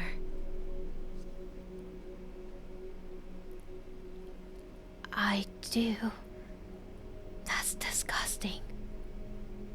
He told me the same thing. I feel sick. Did you call the police? Feel everything you need to. It's a lot. And yes, we did. And they didn't take us seriously. After they disappeared, I remember angrily pounding on his door. I screamed at him and told him he didn't deserve to be alive and didn't deserve to be a dad.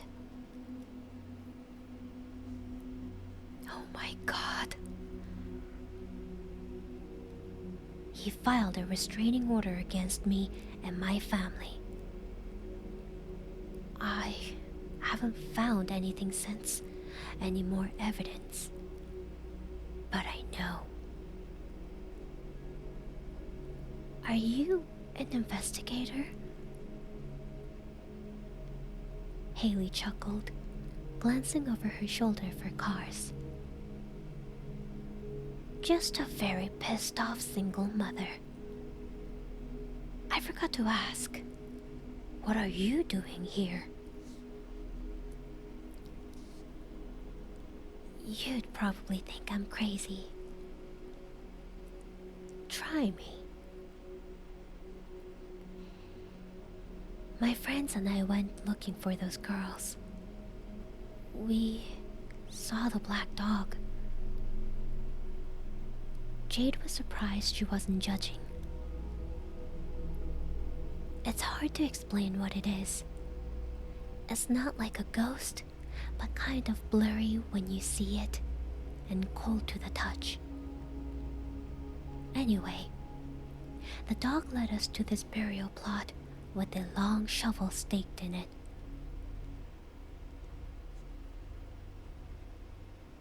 A grave digger's shovel, she remarked coldly. Yeah. We also heard gunshots and ran. It was pretty terrifying. We told the cops, but they didn't find anything. Jade's words seemed to cut through Haley's stern exterior. She sighed, running her fingers through her hair. The last time Krista, Eve, and I went there together, we saw the dog too. It led us to the same kind of plot. When we told the cops about what we found about Frank following us, they didn't go out there.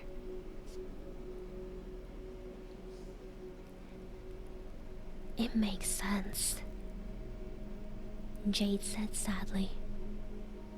My dad had a few good friends on the force back in the day. You never answered my question. They both stood up and took another long look at the house. Haley adjusted her jean jacket, furrowing her brow.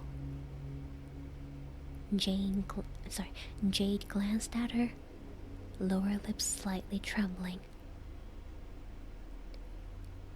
What are you doing here?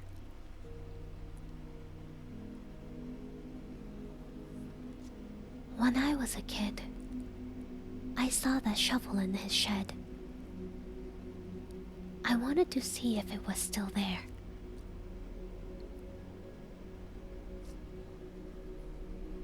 We can go look. We just have to watch out for the neighbors.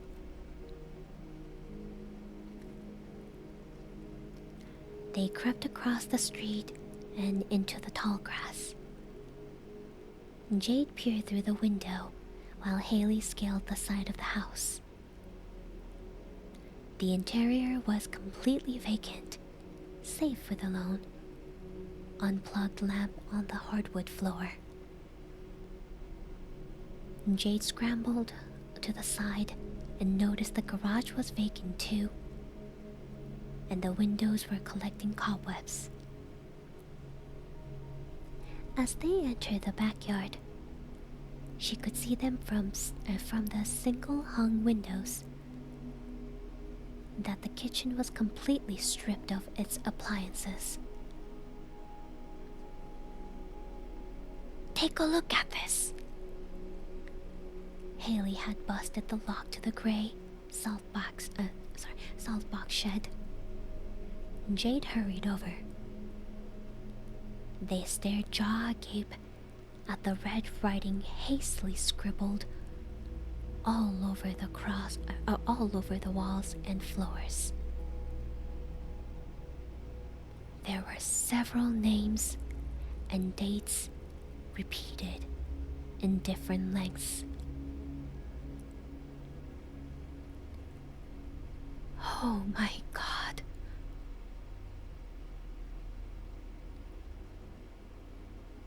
They saw the names immediately.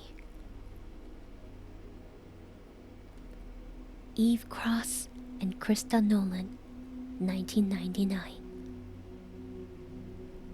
Haley gasped and clasped a hand over her mouth, her tough exterior slipping into one of absolute shock and terror. There were several other names they didn't recognize.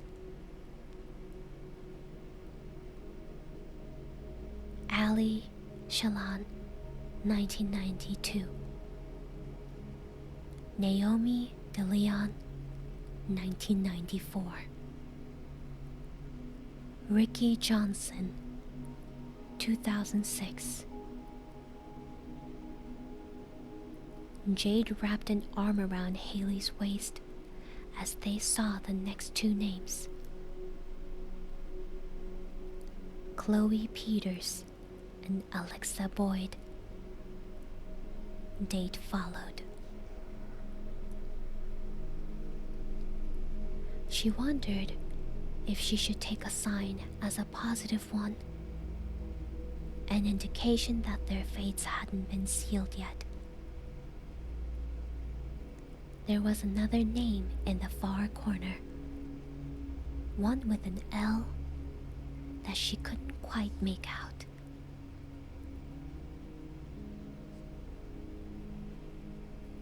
"I'm going to check inside the house," Haley said, her face flushed and pale. "Just to be sure the girls aren't there. You should call the police and let them know what we found. All these years."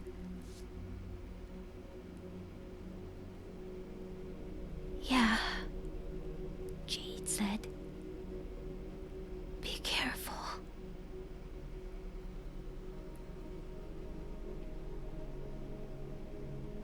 It was all too much. Her mind couldn't tell her body to reach for her phone. The names paralyzed her with fear. The closer she looked, the more she found in the far corners of the shed. Victoria Malcolm, 1991. Billy Smith, 1989. Nikki Lamarick, 2002. Mayella Cruz, 2009. Were all these girls? When did her dad have time to find them? She had been in the shed a million times over the years, even as an adult.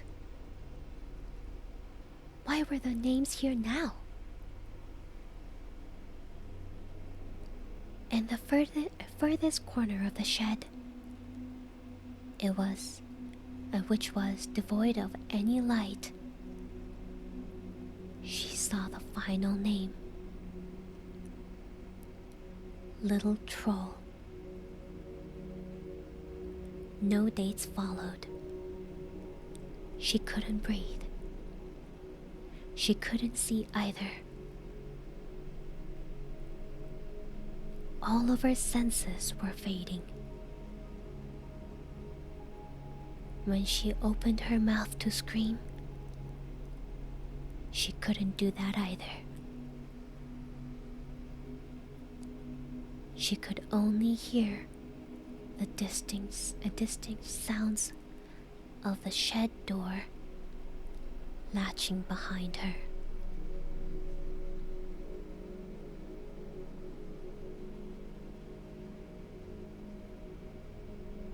The darkness was utterly disorienting. She felt herself slip into a deep, panicked, and nightmarish slumber. The slumber felt like an eternity of being unable to breathe or think coherently. Through the darkness, she could see faint images of the girls she never met. Billy Smith wore a blue and green sateen top when Frank stopped her on the footbridge, claiming he had lost his daughter. She was skipping school, which she was failing anyway, and eager to help. Victoria Malcolm wore a pink flannel shirt when her father claimed to be a friend of Victoria's dad atop the stone tower. She thought she knew all of her dad's friends, but he seemed nice enough and claimed to play basketball with him in high school. Eve Cross and Krista Nolan were wearing the new silver chair shirts they purchased at the concert the night before when Frank told them at the trailhead that he was a roadie for the band. Nikki Lambert wore a gray American Eagle sweatshirt when Frank told her that her mom was looking for her. Nikki and her mom were the best of friends, like the mother-daughter duo on that WB network series that Jade used to watch. It wasn't clear what Mayella was wearing when her face was covered in dirt, but she felt her fear and sadness being betrayed by her own soccer coach. It wasn't long until Jade realized she was covered in dirt too.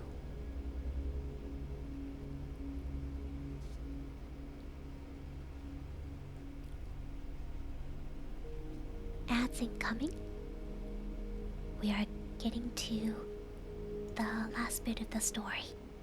I'll be back in a couple minutes. Take this time to hydrate, stretch a little bit, or go to the bathroom. Be back.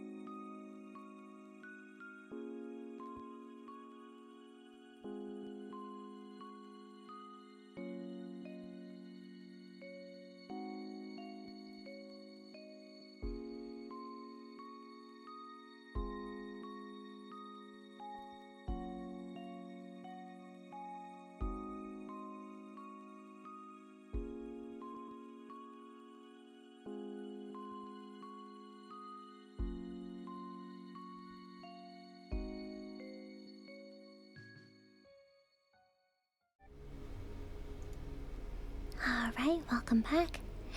Now let's wrap up the story. Stuff is happening. I think she's going to die.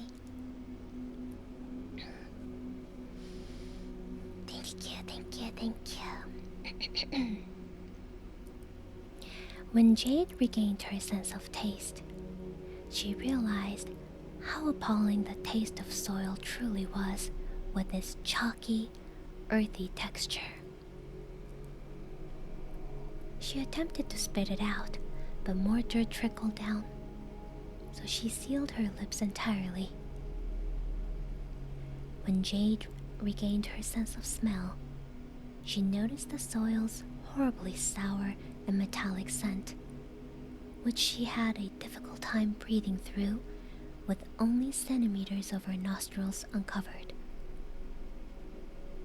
When Jade regained her sense of sound, she noticed the crackles, clicks, and pops from above. She also heard the sound of her phone buzzing somewhere.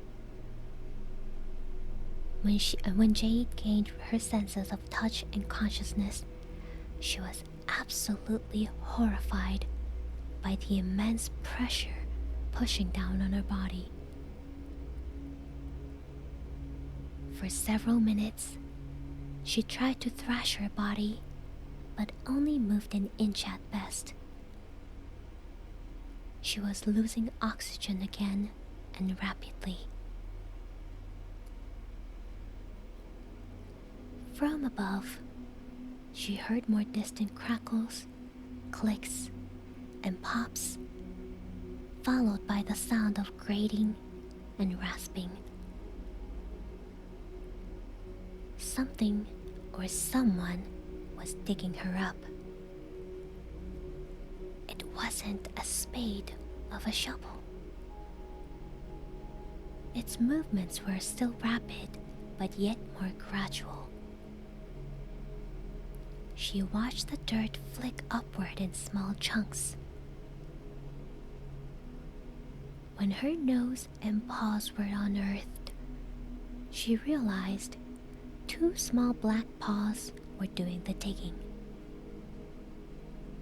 When the paws had removed enough dirt from her body, she used all of her strength to force her body upward, using what minimal arm strength she had left to crawl out from the grave.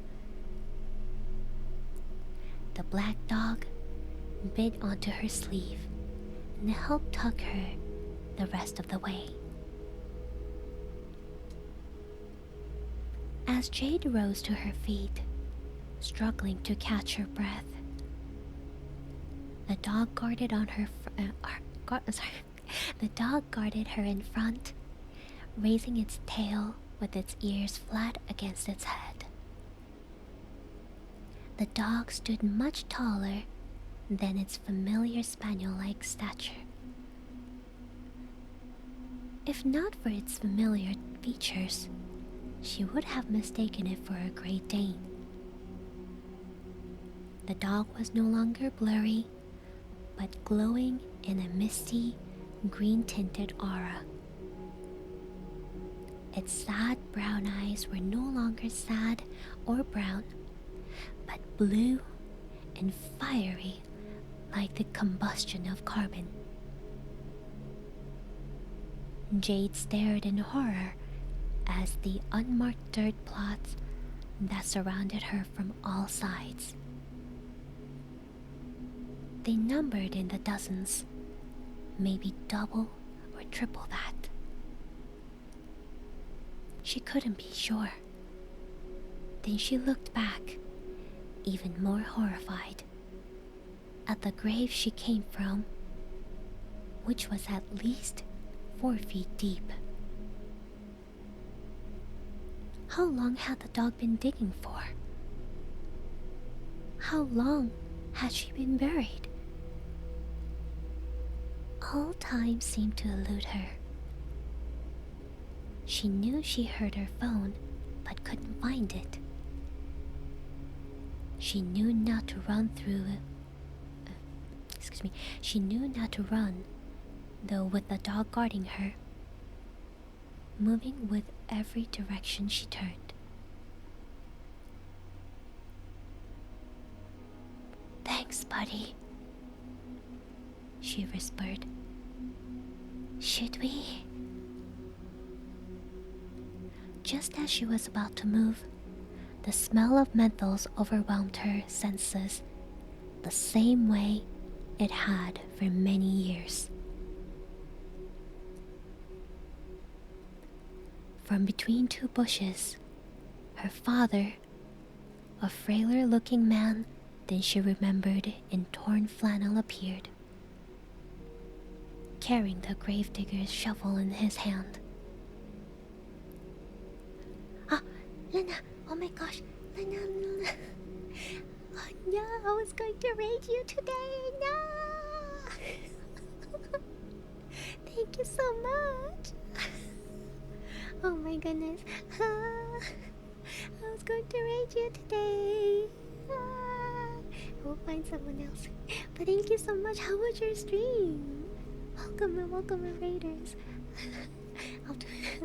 I know you guys probably are hearing me for like the third or fourth time saying my introduction, but welcome, raiders. My name is Aisha Spades. I am Nighttail Snow Fox Spirit, who is also Queen of Spades and Red Queen of Hearts. I'm actually a variety game streamer who does ASMR about twice a week, and also karaoke as well. Today's ASMR is story reading ASMR. We are reading Creepypasta. Our normal ASMR will resume this weekend. Sorry, I don't speak Spanish. I'm so sorry. But welcome. Thank you, Lena. Hope you have a good rest if you need to go get some rest, or if you need to go eat, or maybe take care of some stuff. Please, by all means do so. Once again, thank you so much for the raid. You've been so kind to me.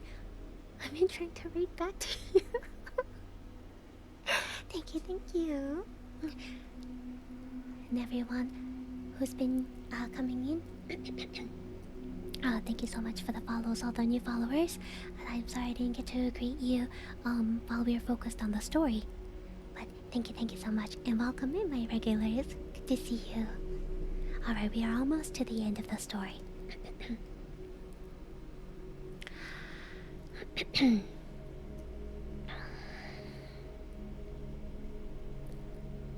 You were never supposed to find out, Frank said coldly, looking at the dog and not her. Jade said nothing. You were never supposed to find him either. Silence. She stared blankly into his arid blue eyes, as if she were daring him to strike. She was no longer afraid of the man she stopped calling Dad long ago.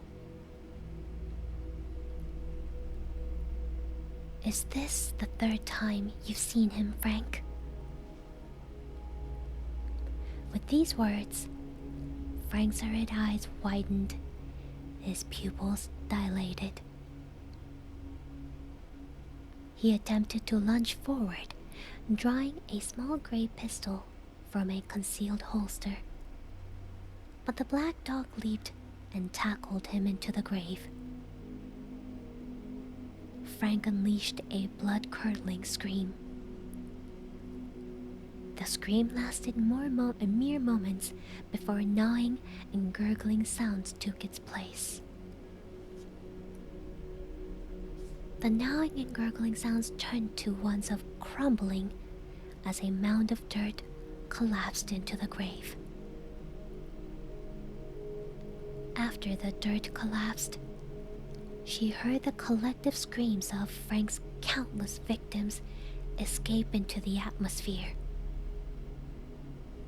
These weren't screams of terror, but cries of freedom. Cries for the monster to stay buried forever.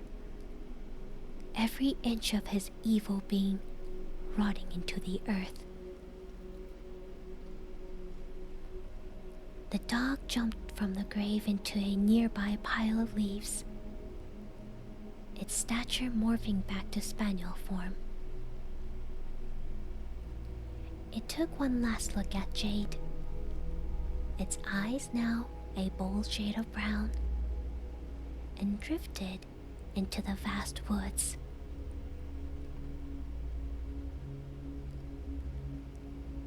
Jade started to run, faster than she had ever run before. Somewhere in the distance, she heard people screaming her name. The closer she ran, the more distantly she could make out the voices of Colt, Miguel, Haley, and possibly Sasha, though she couldn't be sure. Then another female voice called her name that she didn't recognize at all. Jade lost all sense of where she came from, but at least knew the direction she needed to run toward. Somehow, she also knew that the black dog wouldn't let a single soul be buried in Hanging Hills again. Wow. And that was it. I enjoyed this one so much more than the first one we read. This one was really good. It was really creepy, like the build-up was really good. It was cool. Were you able to stay up this time? It was really good, very well written. If you actually would like to read it in a text form, check out their actual page on Creepypasta. Nicely written. Tristan Mason? Yeah, very, very nice. Alright. Well, my voice is now tired because I've been semi-whispering the whole time while reading. I'm going to raid out now. I need to find someone else to raid because we have Lina in here today. I was going to raid out to Lina.